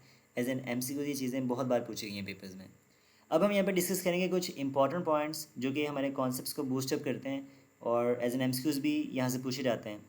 अब यहाँ पे सबसे पहला पॉइंट हमारे पास में है कि all the particles except those at nodes execute simple harmonic motion about their mean position with their same time. यानी कि नोड्स के अलावा बाकी जितने भी पॉइंट्स होते हैं वो तमाम particles simple harmonic motion perform करते हैं। सेकंड पॉइंट है all particles in to conjunctive segments differ in phase by 180 degree. यानी कि दो पॉइंट्स जो होते हैं इन वेव्स के स्टेशनरी वेव्स में, जैसे नोड्स और नोड हैं, तो दो कंजेक्टिव नोड्स या दो कंजेक्टिव एंटी नोड्स के दरमियान जो फेज़ डिफरेंस होता है वो हमेशा 180 डिग्री का होता है। तो इनके अलावा भी अगर आप कोई पॉइंट पकड़ोगे यहाँ पर, तो उनके दरमियान जो फेज़ डिफरेंस है वो भी हमेशा 180 का बनेगा। नेक्स्ट हमारे पास में है the distance between one node and the next anti node is λ/4। जैसे हमने ऑलरेडी डिस्कस कर लिया है कि दो कंजेक्टिव नोड्स और दो कंजेक्टिव एंटी नोड्स के दरमियान जो डिस्टेंस है वो λ/2 और एक नोड और उससे अगले एंटी नोड का जो डिस्टेंस है वो λ/4 के बराबर होता है। नेक्स्ट पॉइंट हमारे पास में आता है when anti nodes are at their extreme position the whole energy is potential energy. तो एंटी नोड्स के ऊपर जो टोटल एनर्जी होती है वो सारी की सारी पोटेंशियल एनर्जी होती है, while when it passing through the equilibrium position the whole energy is kinetic energy. तो जब ये पॉइंट नोड्स में से पास करेगा तो सारी की सारी जो एनर्जी है वहाँ पे काइनेटिक होती है और पोटेंशियल एनर्जी वहाँ पे ज़ीरो हो जाती है, लेकिन ओवरऑल एनर्जी हमारे पास में यहाँ पे कंजर्व रहती है। तो ये law of conservation of energy के ऊपर बेस्ड हैं। स्टूडेंट्स नेक्स्ट हमारे पास में यानी कि इसमें जो टोटल एनर्जी अगर कांस्टेंट रहती है तो ये पॉइंट हमारे पास में आते हैं, इनको स्टैंडिंग वेव्स भी कहते हैं। यानी इनमें जो एनर्जी है वो हमेशा खड़ी रहती है, वो इनसे बाहर फ्लो नहीं करती, बस चेंज होती है पोटेंशियल से काइनेटिक में और काइनेटिक से पोटेंशियल के अंदर। स्टूडेंट्स नेक्स्ट टॉपिक हमारे पास में आता है stationery waves in a stretch string. यानी कि अगर मान लो हमारे पास में एक स्ट्रिंग है जिसको आपने दोनों एंड से फिक्स कर रखा है, अगर आप इसको किसी भी पॉइंट से प्लग करोगे तो इसमें भी स्टेशनरी वेव्स जनरेट होती हैं। अब ये जो वेव्स हमारे पास में होती हैं ये होती हैं ट्रांसवर्स स्टेशनरी वेव्स। अब इसमें ना जो दो हमारे पास में फिक्स पॉइंट्स होते हैं साइड्स वाले पॉइंट्स, वहाँ पे हमेशा नोड बनेगा और बाकी इनके बीच में जो पॉइंट्स आएंगे वहाँ पे anti nodes end nodes conjunctively बनते जाएंगे, लेकिन जो फिक्स एंड है वहाँ पे हमेशा नोड बनता है। ये बात आपने याद रखनी है। अगर हम बात करें स्टेशनरी वेव्स की स्पीड की, तो इनकी स्पीड का स्टूडेंट्स फॉर्मूला हमारे पास में होता है square root of tension in the string divided by linear mass density. अब यहाँ पे जो टेंशन है ना इसको लिखा जाता है टी के साथ और लीनियर मास डेंसिटी को लिखा जाता है म्यू के साथ। तो ये इसका एक्चुअल फार्मूला होता है V is equal to square root of tension divided by mu. यहाँ पे टी हमारे पास में तो टेंशन है जिसको F भी लिख सकते हैं, और म्यू हमारे पास में है लीनियर मास डेंसिटी जिसको m/l से रिप्लेस कर सकते हैं। अगर ये वैल्यूज़ हम अपने फॉर्मूले में रिप्लेस करें तो बनेगा square root of f divided by m/l। अब स्टूडेंट्स हमारी जो पीटीबी की बुक है पंजाब बोर्ड की, वहाँ पे लीनियर मास डेंसिटी को ना तो उसने म्यू लिखा है, ना ही उसने इसको m/l लिखा है। उसने हमारी बुक में इसको सिंपली m लिखा हुआ है। तो मैं यहाँ पे इसको थोड़ा डिफरेंट करने के लिए m प्राइम लिख देता हूँ। तो स्पीड ऑफ साउंड का अगर फॉर्मूला आपसे पूछा जाए, बल्कि sorry, speed of the stationery waves का आपसे फॉर्मूला पूछा जाए इन अ स्ट्रेच स्ट्रिंग, तो वो होता है square root of f/m according to the Punjab board books. लेकिन एक्चुअल फॉर्मूला क्या होता है इसका? Square root of tension over linear mass density, यानी कि T डिवाइडेड बाय म्यू। तो ये दोनों फॉर्मूलाज हमारे पास में ठीक हैं, बस इनके नाम को आपने याद रखना है कि यहाँ पे जो F हमारे पास में है वो एक्चुअल में टेंशन है, और जो सिंपल M उसने लिखा होगा या फिर M प्राइम लिखा होगा वो हमारे पास में लीनियर मास डेंसिटी है, यानी कि मास पर यूनिट लेंथ है बेसिकली। सो नेक्स्ट हमारे पास अगर हम बात करें फ्रीक्वेंसी ऑफ द वाइब्रेशन की, कि यहाँ पे जो वेव्स बनेंगी इनकी फ्रीक्वेंसी क्या होती है, तो फ्रीक्वेंसी का फॉर्मूला हम निकाल सकते हैं by using v is equal to F lambda. तो f का फॉर्मूला बनेगा v ओवर लैम्डा। अगर हम यहाँ पे v की वैल्यू रिप्लेस कर दें जो हमने अभी पढ़ी है, तो फॉर्मूला बनेगा 1 over lambda into square root of f divided by m prime. अब सिंस यहाँ पर हम इसके डिफरेंट मोड्स ऑफ वाइब्रेशंस को डिस्कस करेंगे, तो सबसे पहले हम डिस्कस करते हैं फंडामेंटल फ्रीक्वेंसी या फिर fundamental mode of the vibration, जिसको फर्स्ट हार्मोनिक का भी नाम दिया जाता है। अब यहाँ पे लेट्स से हमारे पास में एक वायर है, अगर हम इसको हम सेंटर से प्लग करें यानी कि L/2 से प्लग करें, तो यहाँ पे हमारे पास में फर्स्ट हार्मोनिक जनरेट होती है, फर्स्ट फंडामेंटल फ्रीक्वेंसी यहाँ से बनेगी। अब यहाँ पे आप देखो तो हमारे पास में कितने लूप्स बन रहे हैं, तो हमारे पास में एक सिंगल लूप है, यहाँ पे इनके n की वैल्यू यहाँ पे 1 के बराबर हो जाएगी। और यहाँ पे जो वेवलेंथ है, तो सुन देखो यहाँ पे ना हमारे पास में फिक्स एंड्स पर तो बनेगा नोड, और हम जानते हैं नोड से नोड का जो डिस्टेंस है वो λ/2 के बराबर है। तो L लेंथ में λ/2 का वेवलेंथ आ रहा है। अब ये फर्स्ट मोड की वेवलेंथ है, इसलिए इसको λ1 लिखेंगे। अगर हम यहाँ से λ1 की वैल्यू को निकालें तो ये बन जाएगा 2L, यानी कि wavelength of the first mode in a stretch string. Students अगर हम बात करें अब फ्रीक्वेंसी की, तो फंडामेंटल फ्रीक्वेंसी यानी कि F1 का जो फॉर्मूला बनेगा वो होगा 1 over lambda into square root of f over m prime. और यहाँ पे जो लैम्डा है उसकी वैल्यू हमारे पास में 2L के इक्वल है, तो फ्रीक्वेंसी का फॉर्मूला बनेगा F1 is equal to 1 over 2L into square root of f divided by m prime. तो ये हमारे पास में होती है fundamental frequency in case of the stretch string, जिसको आपने अच्छे से याद रखना है। क्लास में आता है second mode of the vibration. तो सेकंड मोड ऑफ वाइब्रेशन, जिसको हम सेकंड हार्मोनिक का भी नाम देते हैं, इस केस में आप क्या करोगे कि वायर को प्लग करोगे 1/4 पार्ट से। जब आप इसको 1/4 पार्ट से प्लग करोगे तो इसमें हमारे पास में 2 लूप्स जनरेट होंगे, जैसे कि डायग्राम में दिखा रखा है। अब देखो यहाँ पे हो क्या रहा है कि पहली बार नोड से नोड है तो λ/2, फिर नोड से नोड तो फिर अगेन λ/2। तो यहाँ पे जो वेवलेंथ होगी वो होगी 2 टाइम्स λ/2। सेकंड मोड है तो यहाँ पे λ2 इस्तेमाल करोगे। अब यहाँ पे अगर आप देखो 2 से 2 कट जाएगा तो λ2 का आंसर आ जाएगा हमारे पास में L के इक्वल, या फिर 2L डिवाइडेड बाय 2 आ जाएगा। अब यहाँ पे हमने निकालनी है फ्रीक्वेंसी, तो फ्रीक्वेंसी का फॉर्मूला ऑलरेडी हम पढ़ चुके हैं, 1 over lambda square root of f over m। तो यहाँ पे λ2 की वैल्यू को रिप्लेस करो तो f2 का फॉर्मूला बन जाएगा 2 into 1 over 2L square root of f over m prime. अब यहाँ पे स्टूडेंट्स हमारे पास में जो फैक्टर ना ब्रैकेट में लिखा हुआ 1 over 2L into square root of f over m prime, ये बेसिकली f1 है। तो हमारे पास में जो सेकंड मोड की फ्रीक्वेंसी है वो बनेगी 2 टाइम्स ऑफ द f1। अगर हम बात करें third mode of the frequency की, यानी कि थर्ड हार्मोनिक की, तो इसमें आप वायर को प्लग करोगे 1/6 पार्ट से। तो इसमें हमारे पास में 3 लूप्स बनेंगे। अगर इसमें 3 लूप्स बने, देखो तीनों में 3 बार λ/2 रिपीट होगा। नोड से नोड पहली बार λ/2, फिर नोड से नोड λ/2, और फिर अगेन नोड से नोड λ/2। तो यहाँ पे हमारी जो वेवलेंथ है वो होगी L लेंथ के अंदर L इज इक्वल टू 3λ3/2 के इक्वल। अगर आप यहाँ से λ3 की वैल्यू निकालो तो ये बनेगा 2L डिवाइडेड बाय 3। और अगर आप λ3 की वैल्यू अपने फॉर्मूले में रिप्लेस करो तो ये फॉर्मूला बनेगा F3 is equal to 3 times 1 over 2L square root of f over m prime. अब यहाँ पे जो ब्रैकेट वाला फैक्टर है बेसिकली f1 के बराबर है। तो थर्ड मोड की जो फ्रीक्वेंसी है वो फर्स्ट मोड का 3 टाइम होती है, यानी कि उसके 3 गुना ज़्यादा होती है। तो उसमें ये कुछ चीज़ें हैं जिसको आपने यहाँ पे कैरी अप करना है। इस तरह से हम जितने भी मोड्स को डिस्कस करें ऐसे फॉर्मूलाज हमारे पास में बनते जाएंगे। अब अगर इसको मैं समराइज़ करूँ तो देखो सबसे पहले हम बात करेंगे वेवलेंथ की। nth मोड की कोई भी जनरल मोड जैसे फर्स्ट है, सेकंड है, थर्ड है, या कोई भी nth मोड अगर हम लें। अब देखो फर्स्ट मोड की जब आपने वेवलेंथ निकाली तो उसका आंसर आया था 2L, जिसको मैं लिख सकता हूँ 2L/1। सेकंड मोड की वेवलेंथ देखो डायग्राम अपनी ये पैराग्राफ में आ रही है 2L/2 सेकंड मोड के लिए। थर्ड मोड की वेवलेंथ बनी है 2L/3। अगर फोर्थ मोड होता तो होता 2L/4। फिफ्थ मोड होता तो 2L/5। और अगर nth मोड है तो ये होगा λn is equal to 2L/n। इसी तरह से अगर हम बात करें फ्रीक्वेंसी की, तो फर्स्ट मोड की फ्रीक्वेंसी तो f1 थी। सेकंड मोड की फ्रीक्वेंसी फर्स्ट मोड की फ्रीक्वेंसी का 2 टाइम है, और थर्ड मोड की फ्रीक्वेंसी फर्स्ट मोड की फ्रीक्वेंसी का 3 टाइम है। इसी तरह से फोर्थ मोड की जो फ्रीक्वेंसी है वो फर्स्ट मोड की फ्रीक्वेंसी का 4 टाइम होगी, और nth मोड की फ्रीक्वेंसी फर्स्ट मोड की फ्रीक्वेंसी का n टाइम होगी। यानी कि अगर हम बात करें फ्रीक्वेंसी की तो इसका नंबर ऑफ़ मोड से डायरेक्ट लिंक है। जैसे जैसे n की वैल्यू बढ़ती जाएगी फ्रीक्वेंसी भी इंक्रीज़ करेगी, और जो वेवलेंथ है वो डिक्रीज़ करेगी, क्योंकि उसका इन्वर्स रिलेशनशिप है। तो उसमें हमारे पास में फ्रीक्वेंसी की जो कंप्लीट एक सीरीज़ बनती है, यानी कि F1, 2F1, 3F1, इसको हार्मोनिक सीरीज़ का नाम देते हैं, जो कि डिस्क्रीट सेट ऑफ फ्रीक्वेंसीज़ के ऊपर कंसिस्ट करती है। तो ये जो सीरीज़ ऑफ द फ्रीक्वेंसी है इसको हार्मोनिक सीरीज़ कहते हैं। स्टूडेंट्स अब हम डिस्कस करेंगे अपने स्टेशनरी वेव्स के रिलेटेड कुछ इंपॉर्टेंट एमसीक्यूज जो कि पास पेपर्स में पूछे गए हैं। तो एमसीक्यू नंबर 22 हमारे पास में है, a standing wave pattern is form when length of the string is an integral multiple of the wave length.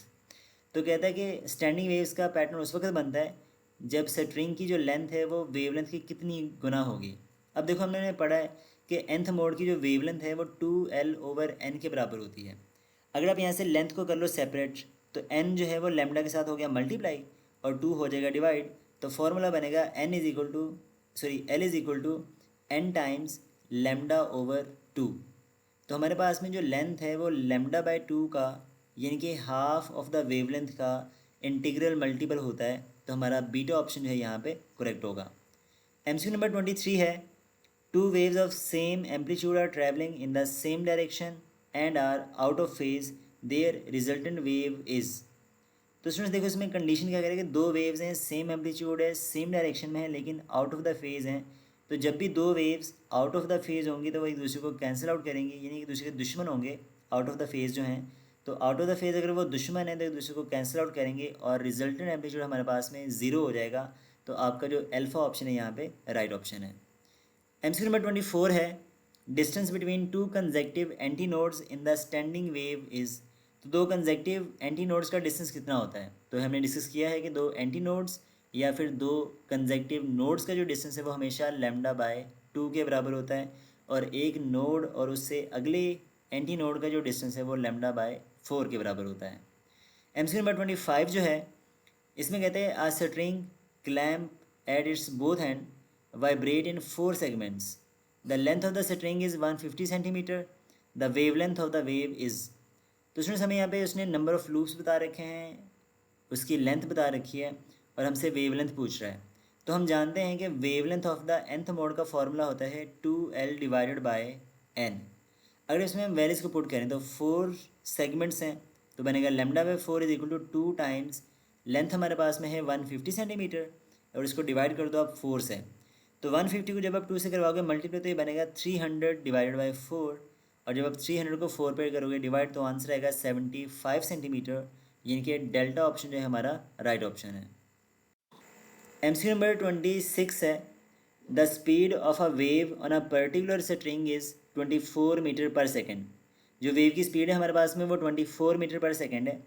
If the string is 6 metre long, अगर उसकी जो लेंथ है वो 6 मीटर हो, to what driving frequencies will it resonate. तो हमें ये बताना है कि उसकी रेजोनेंस फ्रीक्वेंसीज़ क्या होंगी, यानी उसकी फ्रीक्वेंसीज़ की सीरीज़ क्या होगी। अब देखो हम जानते हैं कि stationery waves in a string में जो फंडामेंटल फ्रीक्वेंसी है वो बराबर होती है F1 is equal to V/2L। अब यहाँ पे V की वैल्यू हमारे पास में है 24, और लेंथ हमारे पास में 6 मीटर है, तो ये बनेगा 24/2 × 6, और 6 2s are 12। तो 24/12 को जब आप सॉल्व करोगे तो आंसर आएगा 2 हर्ट्ज़, यानी कि हमारे पास में जो मिनिमम फ्रीक्वेंसी है जो कि फंडामेंटल फ्रीक्वेंसी है वो होगी 2 हर्ट्ज़। और फिर इसके बाद बढ़ती जाएंगे। देखो हमारे ऑप्शन में एक ही ऑप्शन ऐसा है जिसमें सबसे कम फ्रीक्वेंसी जो है वो 2 हर्ट्ज़ बता रखी है, तो बीटा हमारा ऑप्शन राइट होना चाहिए। तो इसके बाद जो फ्रीक्वेंसी आएगी वो इसका डबल होगी, फिर इसका 3 टाइम, फिर इसका 4 टाइम, और ये सीरीज़ कंप्लीट होती रहेगी। तो 2 4 6 ये हमारे पास में इसका राइट आंसर है बीटा ऑप्शन। MCQ नंबर 27 है, a stretch string vibrate with frequency f when tension in the string is capital T. For what value of tension the frequency of the same string is double. तो कहता है कि tension की किस value के लिए जो फ्रीक्वेंसी है वो डबल हो जाएगी अगर स्ट्रिंग हमारे पास में सेम हो। अब देखो हमने जानते हैं कि फ्रीक्वेंसी ऑफ द वेव का फॉर्मूला होता है v/λ, और लैम्डा v की अगर हम यहाँ पे वैल्यू पुट करें तो फॉर्मूला बनेगा 1/λ into square root of t by mu, यानी कि लीनियर मास डेंसिटी। अब यहाँ से आप देख सकते हो कि फ्रीक्वेंसी का टेंशन के स्क्वायर रूट के साथ में डायरेक्ट रिलेशनशिप है।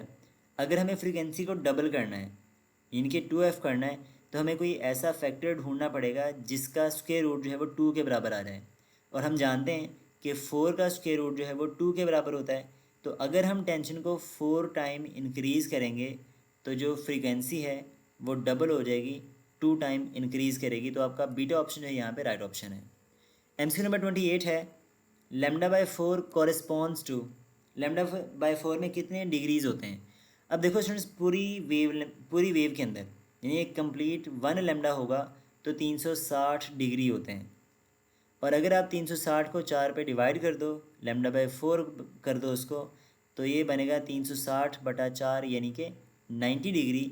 तो आपका जो बीटा ऑप्शन है यहाँ पे करेक्ट ऑप्शन है। स्टूडेंट्स अब हम डिस्कस करेंगे stationery waves in an organ pipe. अगर हम बात करें ना ऑर्गन पाइप की, तो ये हमारे पास में एक ऐसा म्यूज़िकल इंस्ट्रूमेंट है जिसको हम यूज़ करते हैं म्यूज़िकल साउंड को प्रोड्यूस करने के लिए, जब उसमें आप हवा को ब्लो करवाते हो। अब इस पाइप के अंदर बेसिकली हमारे पास में लॉन्गिट्यूडनल स्टेशनरी वेव्स जनरेट होती हैं जब इंसिडेंट और रिफ्लेक्टेड वेव्स की सुपरपोजिशन होती है। तो ये पॉइंट आपने याद रखना है एज एन MCQs के ऑर्गन पाइप के अंदर हमेशा लॉन्गिट्यूडनल स्टेशनरी वेव्स बनती हैं, लेकिन जो स्ट्रेच स्ट्रिंग है वहाँ पे हमारे पास में ट्रांसवर्स स्टेशनरी वेव्स बनती हैं।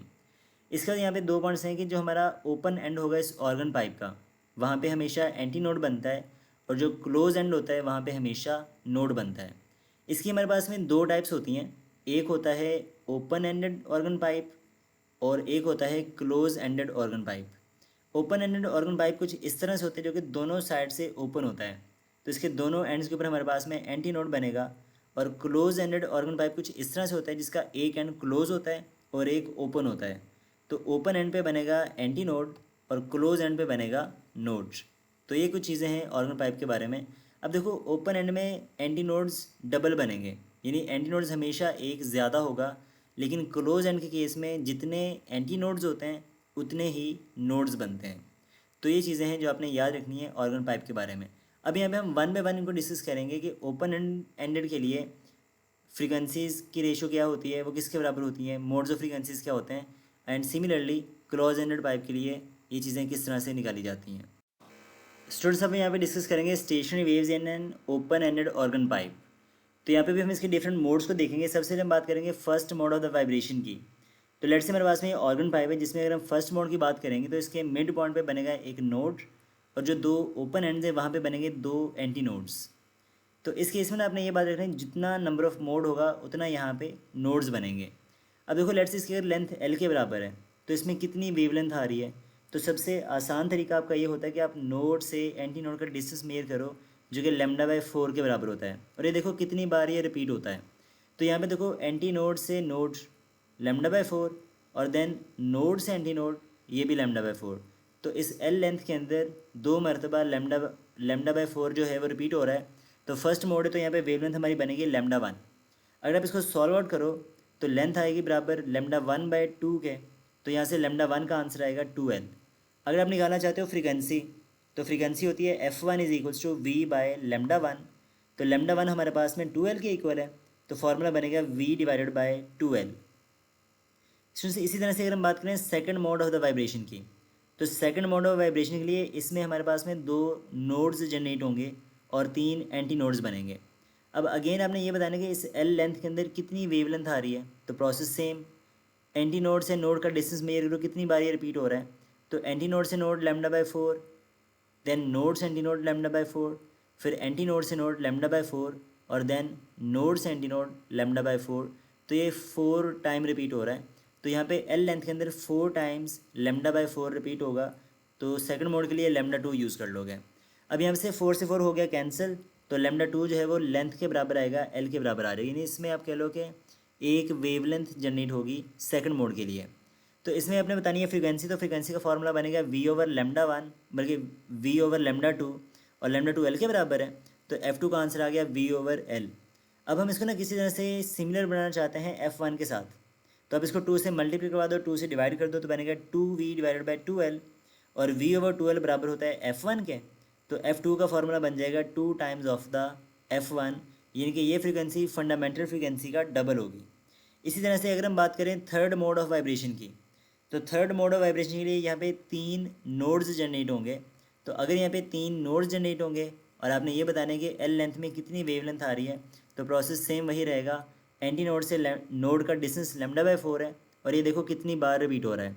तो फर्स्ट मोड में 2 बार, सेकंड मोड में 4 बार, और थर्ड मोड में ये 6 टाइम रिपीट होगा।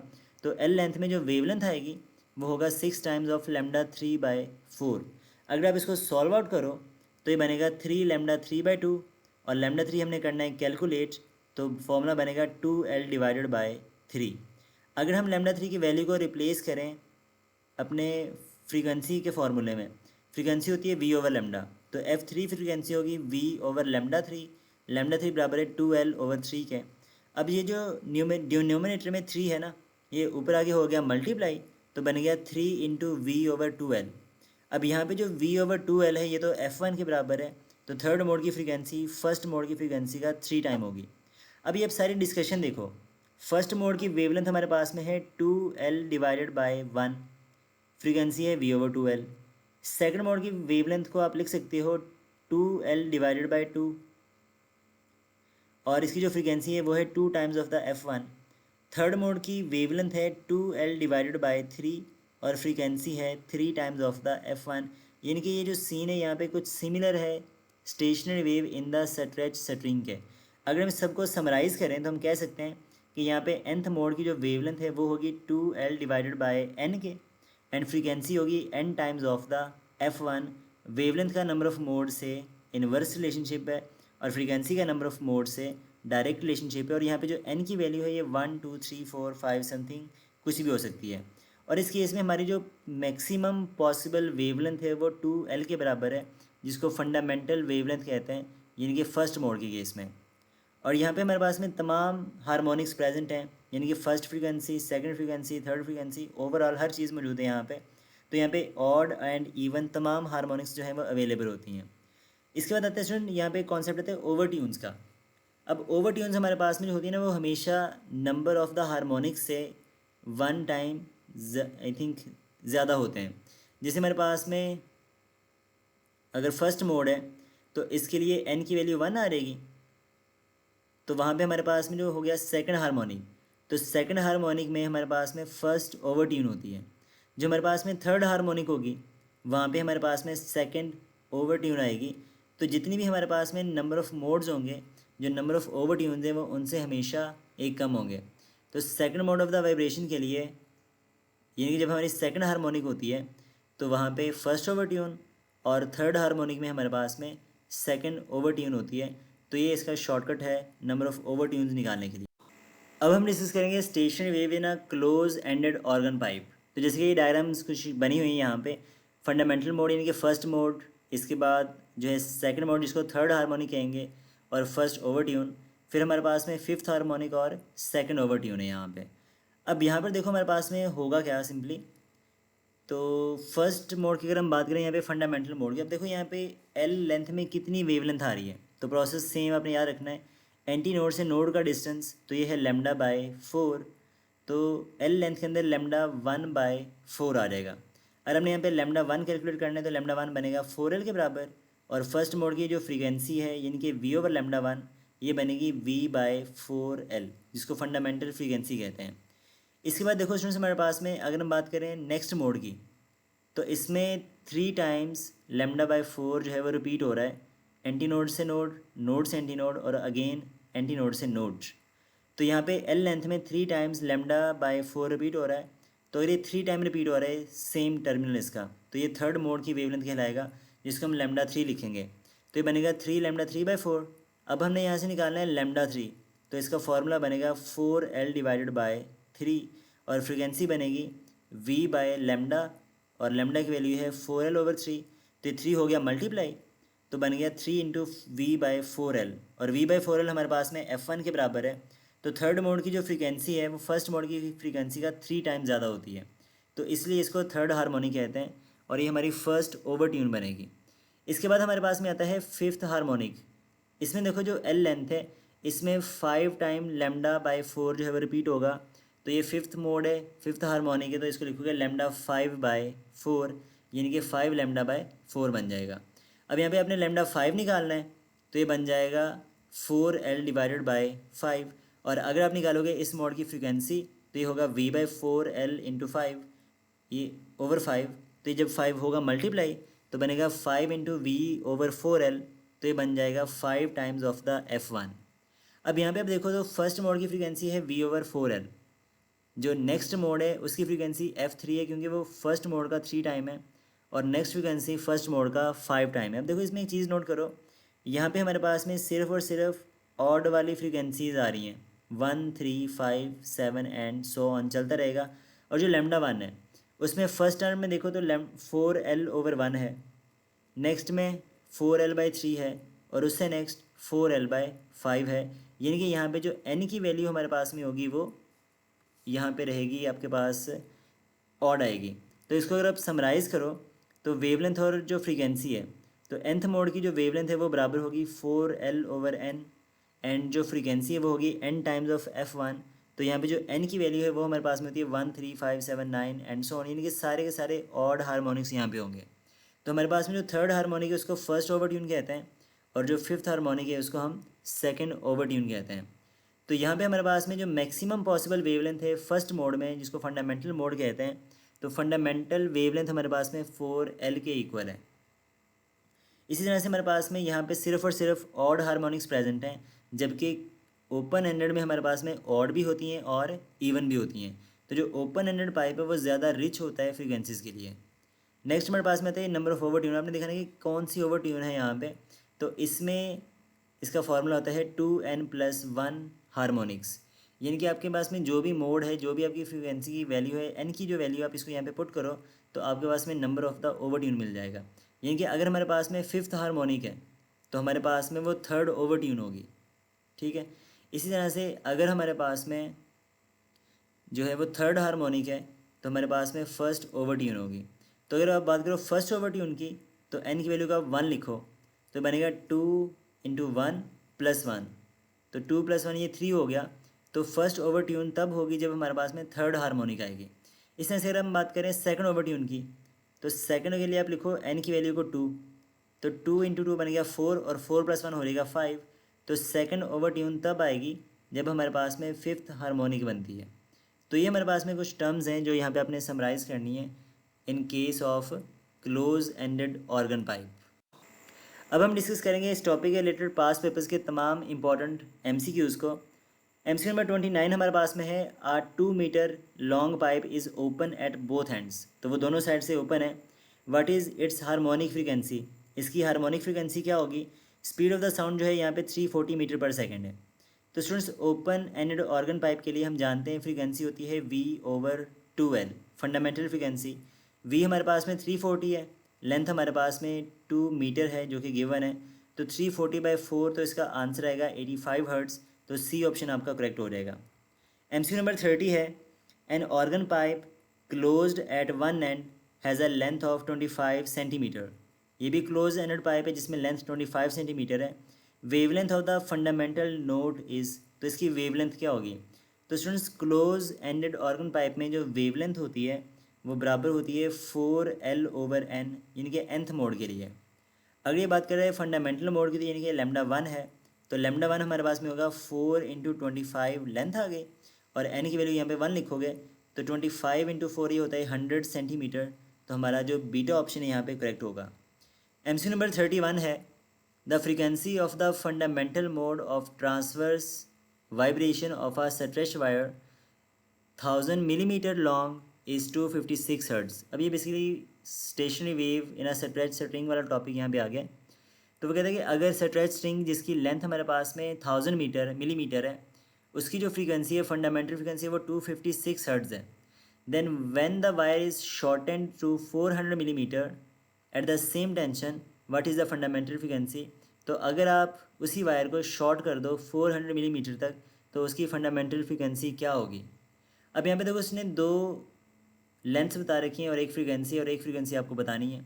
और हम जानते हैं इन case of stationery waves in a stretch string frequency होती है v/2L के बराबर। अब यहाँ पे देखो फ्रीक्वेंसी का लेंथ के साथ में इन्वर्स रिलेशनशिप है।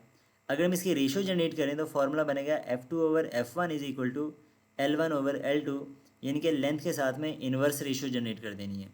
अब यहाँ पे वैल्यूज पुट करो। F2 हमें करना है कैलकुलेट, यानी कि जो सेकंड वायर की फंडामेंटल फ्रीक्वेंसी है, तो F2 हमें निकालना है। F1 हमारे पास में जो इनिशियल फ्रीक्वेंसी थी वो थी 256, L1 हमारे पास में जो थी ओरिजिनल वो थी 1000 हर्ट्ज़, और L2 हमारे पास में है 400 मिलीमीटर।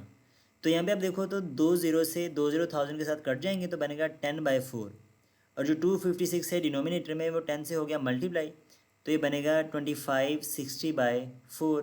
तो जब आप इसको 4 पे करोगे डिवाइड तो आपके पास में जो आंसर आएगा अप्रॉक्सीमेटली वो बनेगा 640 हर्ट्ज़। आपका डेल्टा ऑप्शन है यहाँ पे करेक्ट हो जाएगा। स्टूडेंट्स, आज हम डिस्कस करेंगे अब इस चैप्टर का फाइनल टॉपिक जो कि सबसे मोस्ट इम्पॉर्टेंट है, जिसका नाम है डुपलर्स इफ़ेक्ट। तो एक साइंटिस्ट थे जॉन डुपलर, उन्होंने ये इफ़ेक्ट ऑब्जर्व किया कि जब भी सोर्स या ऑब्जर्वर में रिलेटिव मोशन होता है तो इन दोनों के दरमियान रिलेटिव मोशन से साउंड की फ्रीक्वेंसी या वेवलेंथ में एक चेंज आता है, यानी कि वो सेम नहीं रहती। तो फ्रीक्वेंसी में या वेवलेंथ में अपेरेंट चेंज आता है। इस अपेरेंट चेंज को डुपलर्स इफ़ेक्ट का नाम दिया जाता है। अब इसको हम इस तरह से डिफाइन करते हैं, the apparent change in frequency या फिर पिच या फिर wavelength of the sound due to the relative motion of source and observer is called Doppler effect. तो ये इसकी सिंपल सी डेफिनेशन है। और ये इफेक्ट जो है वो कहाँ कहाँ पर एप्लीकेबल होता है। तो फ्रेंड्स, ये जो इफेक्ट है वो तमाम वेव्स के ऊपर एप्लीकेबल है, चाहे वो मैकेनिकल हो या फिर इलेक्ट्रोमैग्नेटिक वेव्स हों, वो लॉन्गिट्यूडनल हो या फिर ट्रांसवर्स वेव्स हों। यानी कि तमाम मैकेनिकल वेव्स जैसे कि साउंड वेव्स होती हैं जो कि लॉन्गिट्यूडनल भी हैं, और तमाम लाइट वेव्स जो कि इलेक्ट्रोमैग्नेटिक भी हैं और ट्रांसवर्स भी हैं, ये सब के ऊपर एप्लीकेबल होता है। तो जब भी सोर्स में और ऑब्जर्वर में रिलेटिव मोशन होगा तो वहाँ पर फ्रीक्वेंसी में अपेरेंट चेंज आता है, यानी इसकी फ्रीक्वेंसी सेम नहीं रहती। तो इस अपेरेंट चेंज को डुपलर इफेक्ट का नाम दिया जाता है। अब इसमें कुछ पॉइंट्स हैं जो आपने याद रखने हैं कि फ्रीक्वेंसी में कब चेंज आएगा और वेवलेंथ में कब चेंज आएगा। तो जब भी स्टूडेंट्स ऑब्जर्वर मोशन में होता है और जो सोर्स है वो स्टेशनरी है तो फ्रीक्वेंसी में चेंज आता है, यानी कि जो नंबर ऑफ़ वेव्स उसको पर सेकंड रिसीव होंगी वो चेंज होंगी, लेकिन जो वेवलेंथ है इस केस में वो सेम रहेगी। वेव्स में कोई फ़र्क नहीं पड़ेगा वहाँ पे। लेकिन जब हमारा सोर्स मूव कर रहा होता है स्टेशनरी ऑब्जर्वर की तरफ, तो जैसे जैसे सोर्स ऑब्जर्वर के पास आएगा तो वेव्स के दरमियान जो डिस्टेंस है वो चेंज होगा, यानी वेवलेंथ जो है वो चेंज होती है। तो वेवलेंथ का ये जो चेंज है इसको डुपलर्स शिफ्ट का नाम दिया जाता है। तो सोर्स मूव करेगा तो वेवलेंथ में चेंज आएगा और फ्रीक्वेंसी तो वैसे ही चेंज होनी है, लेकिन जब ऑब्जर्वर मूव करेगा तो सिर्फ़ और सिर्फ फ्रीक्वेंसी चेंज होती है, वेवलेंथ में कोई भी चेंज नहीं आता। अब यहाँ पे हमने ये बताना कि अगर आपको निकालना हो अपेरेंट फ्रीक्वेंसी का चेंज कि कितनी इसको फ्रीक्वेंसी अपीयर हो रही है वहाँ पे, तो इसको कैलकुलेट करने का हमारे पास में एक ज़बरदस्त किस्म का ट्रिक होता है। और वो ट्रिक ज़रा गौर से समझना है आपने अच्छी तरह से। अगर ये ट्रिक समझ आ गया तो समझो आपका पूरे का पूरा डुपलर इफेक्ट जो है वो यहाँ पे कंप्लीट हो जाता है।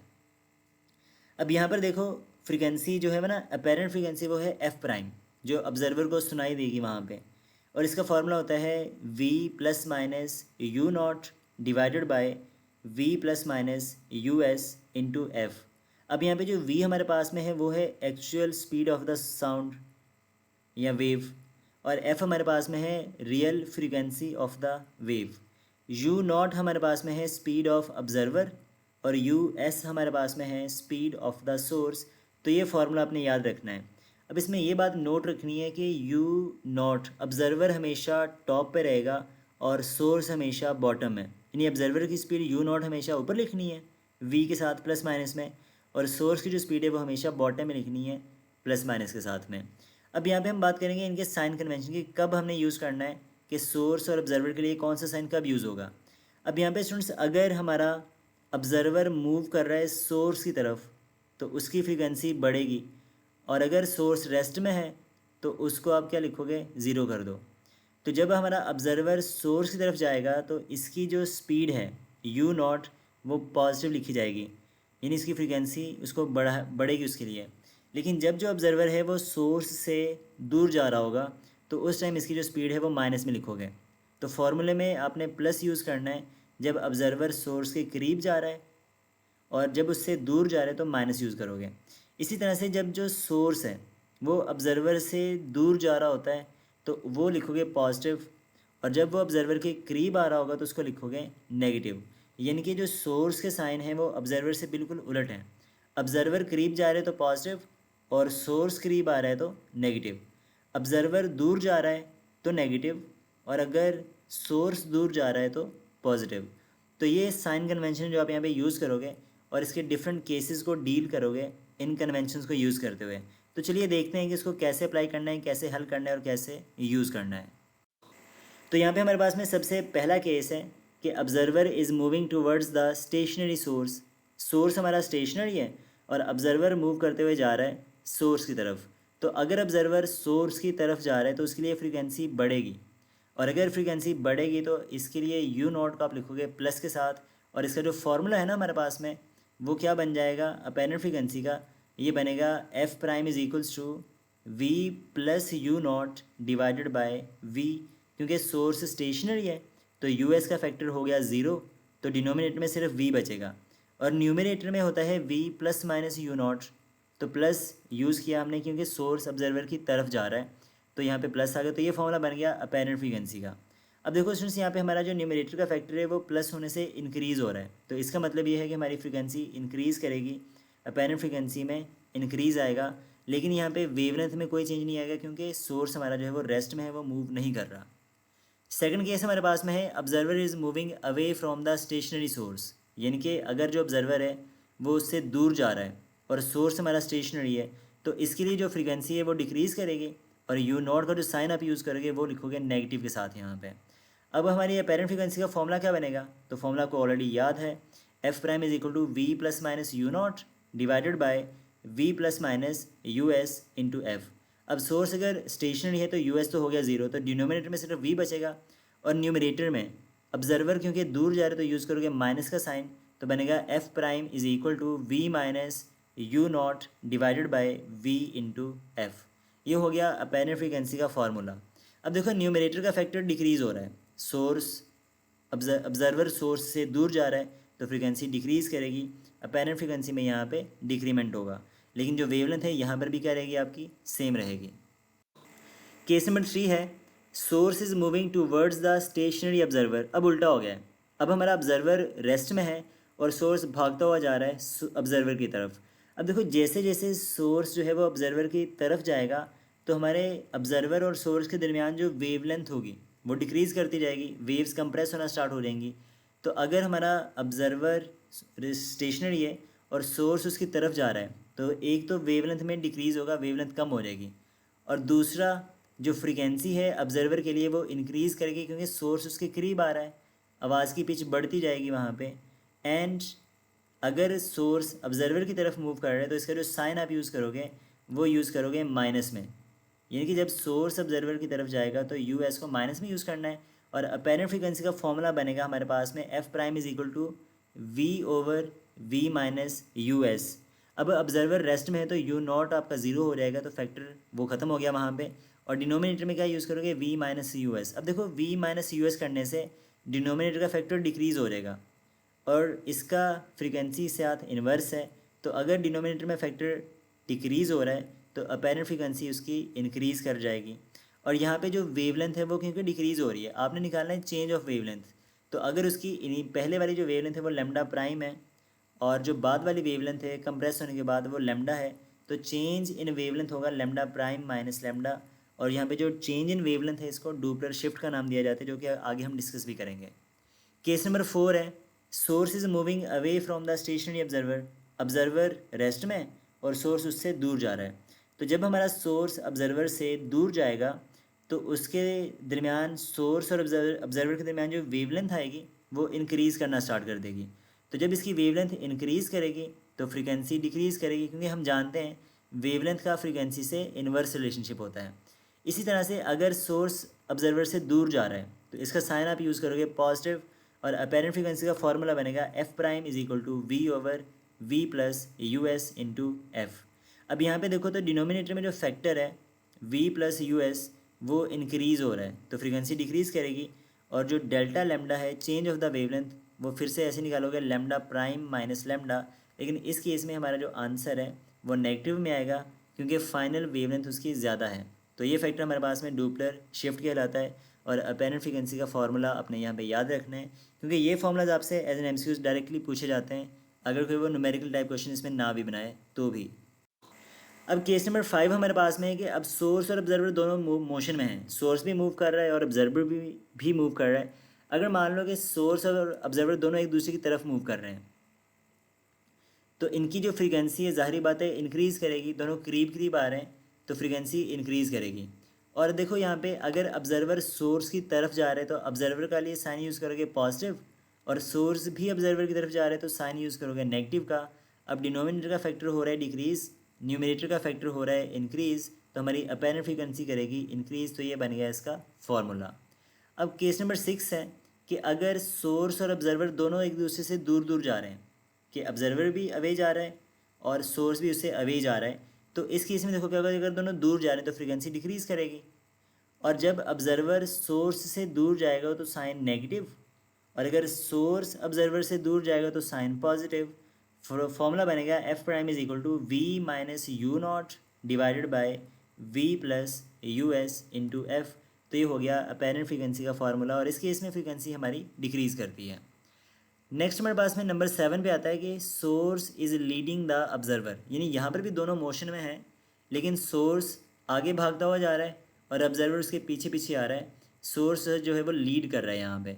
अगर तो सोर्स लीड कर रहे हैं और देखो दोनों सेम डायरेक्शन में जा रहे हैं, सोर्स भी जा रहा है आगे और ऑब्जर्वर भी आगे जा रहा है, तो जो सोर्स है वो क्योंकि उससे दूर जा रहा है ऑब्जर्वर से, तो इसके लिए आप साइन यूज़ करोगे पॉजिटिव का, और ऑब्जर्वर सोर्स के करीब जा रहा है तो इसके लिए भी आप साइन यूज़ करोगे पॉजिटिव का। तो फ्रीक्वेंसी का फॉर्मूला बनेगा F prime is equal to V plus U not over V plus U S into F. तो ये हो गया अपेरेंट फ्रीक्वेंसी का फार्मूला। अब सुनिए ये सारे फार्मूलाज के लिए आपको वो बेसिक फार्मूला याद होना चाहिए, F prime is equal to V plus minus U not divided by V plus minus U S into F, ताकि आपको ये पता चल सके कि किस केस में किस फार्मूले को कैसे यूज़ करना है, और वो साइन कन्वेंशन भी कि सोर्स और ऑब्जर्वर के लिए प्लस माइनस कब यूज़ करना है। अब हमारे पास में इसका लास्ट केस है कि observer is leading the source. अब ऑब्जर्वर भागता हुआ आगे जा रहा है और सोर्स उसके पीछे पीछे मूव करते हुए जा रहा है, यानी कि ऑब्जर्वर यहाँ पे लीड कर रहा है। अब देखो जो ऑब्जर्वर है वो सोर्स से दूर जा रहा है तो इसके लिए आप साइन यूज़ करोगे नेगेटिव, और सोर्स ऑब्जर्वर के करीब जा रहा है तो इसके लिए आप साइन यूज़ करोगे पॉजिटिव का, बल्कि नेगेटिव का, जब सोर्स ऑब्जर्वर के करीब जाता है। तो अपेरेंट फ्रीक्वेंसी का फॉर्मूला बनेगा V minus U not divided by V minus U S into F.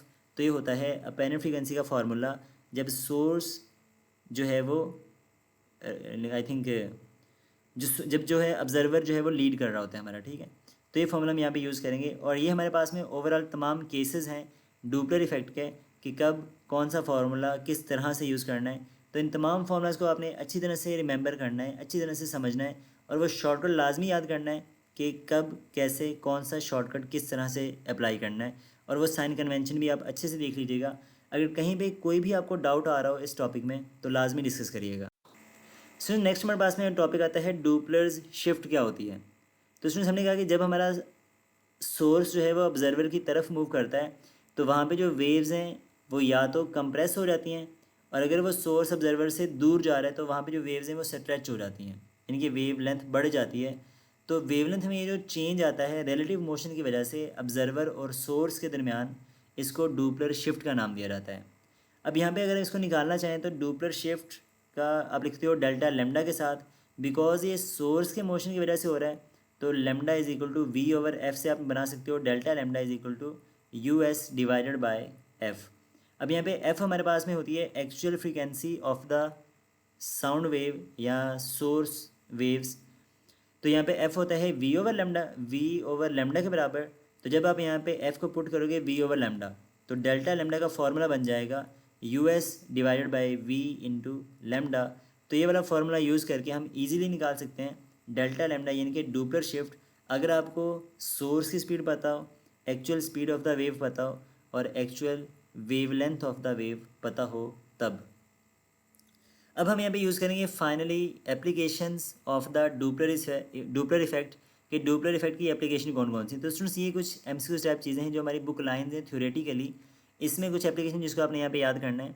वो कहते हैं कि जो डुपलर इफेक्ट है ये बेसिकली यूज़ होता है शिप्स एंड सबमरीन के अंदर। तो यहाँ पे ये बेसिकली हम सोनार डिवाइसेस यूज़ करते हैं जिनके ऐसी वेव्स को इस्तेमाल करते हैं जिनकी जो फ्रीक्वेंसी है वो 20,000 हर्ट्ज से ज़्यादा होती है, यानी कि अल्ट्रासाउंड वेव्स को यहाँ पे आप यूज़ करते हो।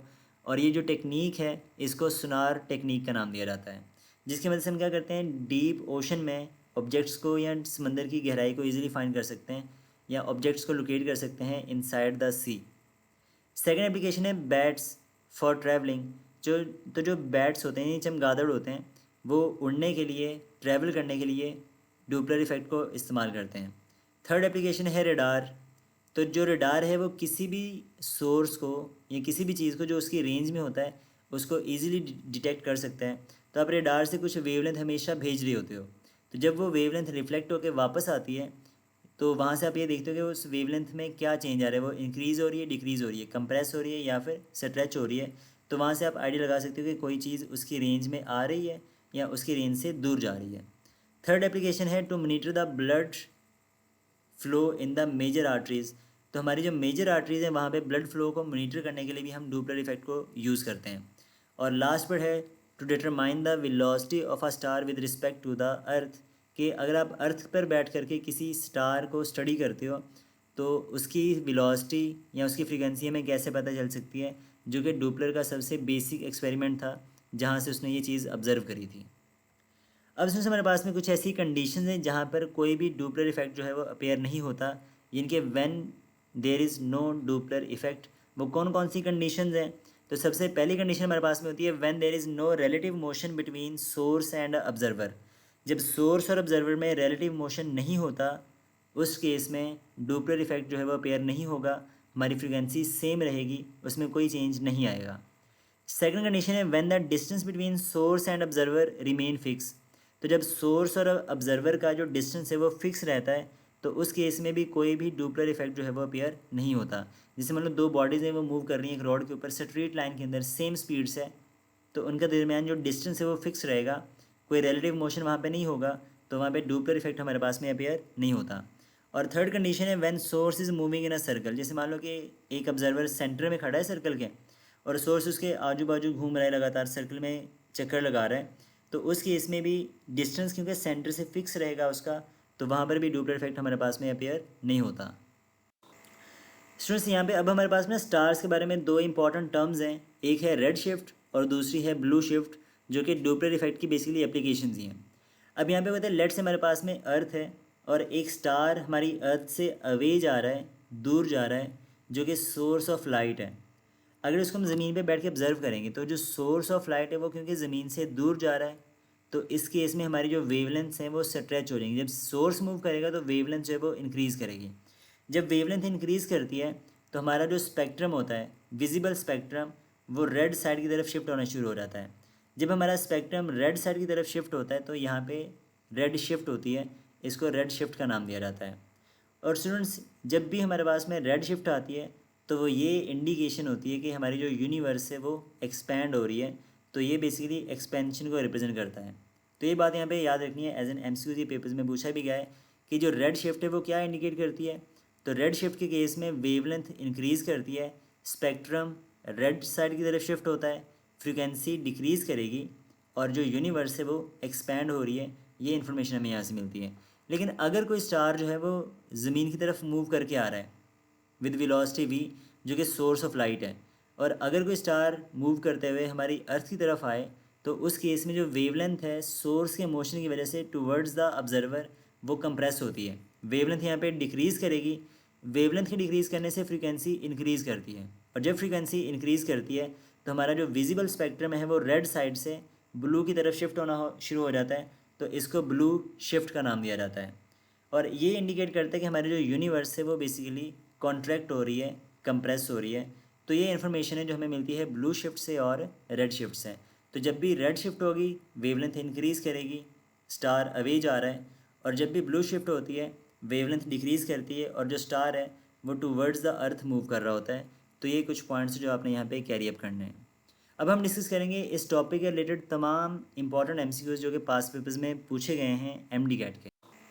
तो हमारा सबसे पहला एमसीक्यूज़ नंबर 32 है, what is that we use to calculate the speed of distance stars and galaxies. तो स्टार्स और गैलेक्सीज की स्पीड को कैलकुलेट करने के लिए हम किसको यूज़ करते हैं? तो स्टूडेंट्स ये बेसिकली हमारे पास में एप्लीकेशन है डुपलर इफेक्ट की, तो हमारा अल्फा ऑप्शन यहाँ पे राइट है। एमसीक्यू नंबर 33 है, the spectrum of a star's light is measured and wavelength of one of the line as the sodium line is found to be 589 nanometre. यानी कि जो वेवलेंथ हमने ऑब्ज़र्व करी है वो है 589 नैनोमीटर। ये हो गया apparent wavelength. The same line has the wavelength of 497 nanometre, लेकिन उसकी जो एक्चुअल वेवलेंथ है जब उसको आप लेबॉर्ट्री में स्टडी करते हो तो वो बनती है 497 नैनोमीटर। तो हमने ये बताना है कि जो स्टार है वो क्या कर रहा है, वो ज़मीन से दूर जा रहा है, ज़मीन की तरफ आ रहा है, स्टेशनरी है या रिवॉल्व कर रहा है। अब स्टूडेंट्स स्टेशनरी और रिवॉल्विंग तब होता जब उसकी वेवलेंथ सेम होती। अब यहाँ पे क्योंकि हमारे पास में वेवलेंथ डिफरेंट है, ऑब्जर्व्ड वेवलेंथ हमारे पास में 589 है और एक्चुअल वेवलेंथ उसकी 497 है। तो देखो जहाँ पे जब हम उसको फाउंड करते हैं तो वेवलेंथ उसकी इंक्रीज़ हो रही है, यानी 497 से 589 है, वेवलेंथ में इंक्रीज़ आ रहा है। तो अगर वेवलेंथ में इंक्रीज़ आ रहा है तो इसका मतलब ये होगा कि वो जो स्टार है वो हमारी ज़मीन से दूर जा रहा है, यानी कि रेड शिफ्ट अपीयर करेगा। तो इसका जो अल्फ़ा ऑप्शन है यहाँ पे वो करेक्ट हो जाएगा, क्योंकि ऑब्जर्व्ड वेवलेंथ हमारे पास में 589 है और एक्चुअल वेवलेंथ 497 है। तो वेवलेंथ में इंक्रीज़ आ रहा है तो आपका अल्फ़ा ऑप्शन करेक्ट होगा, स्टार हमारी ज़मीन से दूर जा रहा होता है। एमसीक्यू नंबर 34 है, when the source of sound move toward the stationary observer the value of the apparent frequency is. अब से यहाँ पे देखो सोर्स मूव कर रहा है और ऑब्जर्वर स्टेशनरी है, तो जब भी ऑब्जर्वर स्टेशनरी होगा तो आप ये बात याद रखनी है कि उसके डिनोमिनेटर में चेंज आएगा, ऊपर उसके सिर्फ यानी कि जो न्यूमरेटर का फैक्टर है वहाँ पे सिर्फ वी रहेगा। तो अब देखो यहाँ पे हमारा जो अल्फ़ा ऑप्शन है और डेल्टा ऑप्शन है ये तो रॉन्ग हो जाएंगे, क्योंकि न्यूमरेटर में ऑब्जर्वर का केस चलता है और डिनोमिनेटर में सोर्स वाला केस चलता है। तो यहाँ पे या तो आपका बीटा ऑप्शन करेक्ट होगा या फिर चार्ली ऑप्शन करेक्ट होगा। वो कह रहा है कि जो सोर्स है वो towards the stationary observer move करे, तो उसके लिए फ्रिक्वेंसी बढ़ेगी, और फ्रिक्वेंसी तभी बढ़ेगी जब डिनोमिनेटर का फैक्टर डिक्रीज़ करेगा, और वो डिक्रीज़ तब होगा जब दोनों आपस में माइनस होंगे। तो हमारे पास में v माइनस यू एस इसका जो है वो राइट ऑप्शन है। अगर आप सॉल्व करना चाहो तो फॉर्मूला आपको पता है ऑलरेडी कि सोर्स और ये ऑब्जर्वर स्टेशनरी है और सोर्स जो वो भागता हुआ जा रहा है सोर्स की ऑब्जर्वर की तरफ, तो इसके लिए आप यू एस को यूज़ करोगे माइनस में, तो फॉर्मूला बनेगा F prime is equal to V over U V minus U S into F. वो शॉर्टकट जो अभी हमने डिस्कस किए हैं अपने टॉपिक के उनको आप यूज़ करोगे यहाँ पे, तो आपका जो चार्ली ऑप्शन है यहाँ पे करेक्ट हो जाएगा। एमसी नंबर 35 है, an observer moves with velocity V not towards a stationary source. अब हमारा सोर्स स्टेशनरी है और ऑब्जर्वर मूव कर रहा है, then number of waves received in 1 second is. तो number of waves in 1 second ये बेसिकली फ्रीक्वेंसी पूछ रहा है आपसे। तो जब भी स्टूडेंट्स ऑब्जर्वर मूव करेगा तो हमारा जो राइट ऑप्शन होगा वो न्यूमरेटर में जो ऑप्शन होगा उसमें से होगा। तो आपका न्यूमरेटर में v plus minus U not होना चाहिए और डिनोमिनेटर में अगर सोर्स स्टेशनरी है तो सिर्फ v होना चाहिए। तो या तो आपका बी ऑप्शन करेक्ट होगा या फिर डेल्टा, अगर ऑब्जर्वर जो है वो मूव कर रहा है टू वर्ड्स द सोर्स, तो इसलिए आप यूज़ करोगे प्लस यू नॉट। तो आपका जो फॉर्मूला होगा वो बनेगा F prime is equal to V plus U not divided by V into F. तो आपका बीटा ऑप्शन है वो करेक्ट हो जाएगा। एमसी नंबर 36 है, the red shift measurement of Doppler effect of galaxies indicate that universe is. तो students red shift हमने पढ़ा है उस वक्त आती है जब हमारा जो स्टार है वो ज़मीन से दूर जा रहा है। अगर वो ज़मीन से दूर जा रहा है तो वेवलेंथ इंक्रीज़ करेगी, तो ये शो करता है कि जो यूनिवर्स है वो एक्सपैंड हो रही है, तो इसका अल्फा ऑप्शन जो है वो राइट ऑप्शन बनेगा। MCQ नंबर 37 है, the apparent change in the frequency of sound caused by the relative motion of either the source of sound or listener or both is called। तो जो apparent change आता है frequency में relative motion की वजह से, उसको डुपलर इफेक्ट कहते हैं। ये बेसिकली इसकी डेफिनेशन है, तो आपका डेल्टा ऑप्शन यहाँ पे राइट ऑप्शन है। MCQ नंबर 38 है, an aeroplane travels at a speed of 0.5 v where v is the speed of sound. The aeroplane approaches a stationary observer. Observer जो है यहाँ पर स्टेशनरी है और सोर्स जो है वो मूव कर रहा है। The frequency of sound emitted by the aircraft is 200 hertz. तो वहाँ से जो फ्रीक्वेंसी एमिट हो रही है, जो एक्चुअल फ्रीक्वेंसी है वो है 200 hertz. What frequency does the observer hear. तो ऑब्जर्वर को कितनी फ्रीक्वेंसी जो है वो सुनाई देगी। अब देखो यार, यहाँ पे अगर सोर्स मूव कर रहा है ऑब्जर्वर की तरफ, तो सोर्स के लिए आप माइनस का साइन यूज़ करोगे, तो अपेरेंट फ्रीक्वेंसी का फॉर्मूला बनेगा F prime is equal to V over V minus U S into F, क्योंकि ऑब्जर्वर यहाँ पे स्टेशनरी है।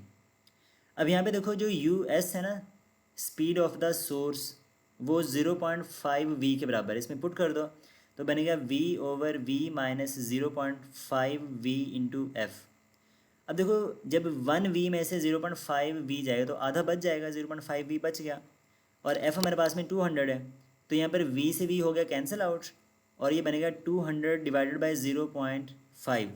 अब 0.5 का जब आप पॉइंट ख़त्म करोगे तो ये बनेगा 5/10, और तो 10 आएगा आपके पास में न्यूमरेटर में, तो ये बन जाएगा 2000/5, या 0.5 को आप 1/2 भी लिख सकते हो। तो जब ये 2 ऊपर आके न्यूमरेटर में 200 से होगा मल्टीप्लाई, तो आंसर आ जाएगा 400 हर्ट्ज़।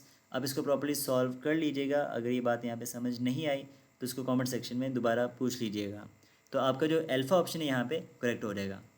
MCQ नंबर 39 है, और ये सबसे इम्पॉर्टेंट हमारा फाइनल MCQs है, जो कि लगातार 2 मरतबा UHS में पूछा गया है, 2022 में भी और 2023 में भी। अब इसमें थोड़ी सी कैलकुलेशन है, देखो उसको ट्रिकी वे से कैसे हम हल करते हैं। इसमें कहते हैं a distant star is receding from the earth with a speed of 1.40 into 10⁻7 metre per second. अब जो स्टार है वो ज़मीन से रिसीड कर रहा है। रिसीडिंग का मतलब होता है अवे जाना, तो स्टार ज़मीन से अवे जा रही है। सबसे इंपॉर्टेंट कन्फ्यूजन थी यहाँ पे जो अक्सर गड़बड़ करती है कि रिसीडिंग क्या हो, यानी करीब आ रहा है या दूर जा रहा है। तो रिसीडिंग का मतलब है यहाँ से अवे जा रहा है। It emits light of frequency 4.57 into 10⁻14 hertz. The speed of light is 3 into 10⁸ metre per second. The Doppler effect formula can be use with light wave. तो यहाँ पे डुपलर इफेक्ट को आपने यूज़ करना है। What will be the frequency of this light when detected on the earth. तो हमें ये बताना है कि हमारी अपेरेंट फ्रीक्वेंसी क्या होगी जब उसको हम ज़मीन पे बैठ के देखेंगे। अच्छा स्टूडेंट्स, एक बात यहाँ पे अगर हम नोट करें तो अगर आप इसको सॉल्व करते हो प्रॉपरली, तो हमारे पास में अगर जो स्टार है ना वो ज़मीन से दूर जा रहा है तो वेवलेंथ इंक्रीज़ करेगी और फ्रीक्वेंसी जो है वो उसकी डिक्रीज़ करेगी। तो हमारा जो राइट ऑप्शन होगा वो एक्चुअल फ्रीक्वेंसी से कम आएगा। अब देखो एक्चुअल फ्रीक्वेंसी हमारे पास में है 4.57, तो हमारा जो आंसर है वो 4.57 से कम आएगा, यानी कि या तो आपका अल्फ़ा ऑप्शन ठीक होगा या फिर आपका बीटा ऑप्शन जो है वो करेक्ट होगा। अब यहाँ पे देखो तो इतना ज़्यादा चेंज इसमें वैसे आएगा नहीं, तो आपका वैसे बीटा ऑप्शन करेक्ट बनेगा यहाँ पे, पर देखो कैसे बनता है। अच्छा एक चीज़ और भी यहाँ पे नोट करनी है, ठीक है आपने, कि बल्कि छोड़ो यार, सॉल्व कर लेते हैं। तो वैसे आपका एक चीज़ तो कन्फर्म यहाँ पे याद रखनी है कि या तो उसकी फ्रीक्वेंसी अगर स्टार दूर जा रहा है तो उससे डिक्रीज़ करेगी, उसके बराबर भी नहीं होगी और इससे ज़्यादा भी नहीं होगी। तो आपका चार्ली और डेल्टा ऑप्शन तो ख़त्म हो गया, तो अल्फ़ा बीटा में से एक होगा। देखो कैसे सॉल्व करना है इसको। अब यहाँ पे देखो सोल्यूशन में जाओ तो फ्रीक्वेंसी का लगाओ फॉर्मूला, क्योंकि सोर्स जो है वो ऑब्जर्वर से दूर जा रहा है, ज़मीन से दूर जा रहा है, तो ये फॉर्मूला बनेगा V over V plus U S into F. अगर वो दूर जा रहा है तो यहाँ पे अब इसमें वैल्यूज़ को पुट कर लो, तो बनेगा F prime is equal to V की वैल्यू हमारे पास में है 3 into 10⁸ divided by 3 into 10⁸ plus U S की वैल्यू है 1.40 इंटू 10⁻7, और एफ़ की वैल्यू हमारे पास में है 4.57 इंटू 10⁻14।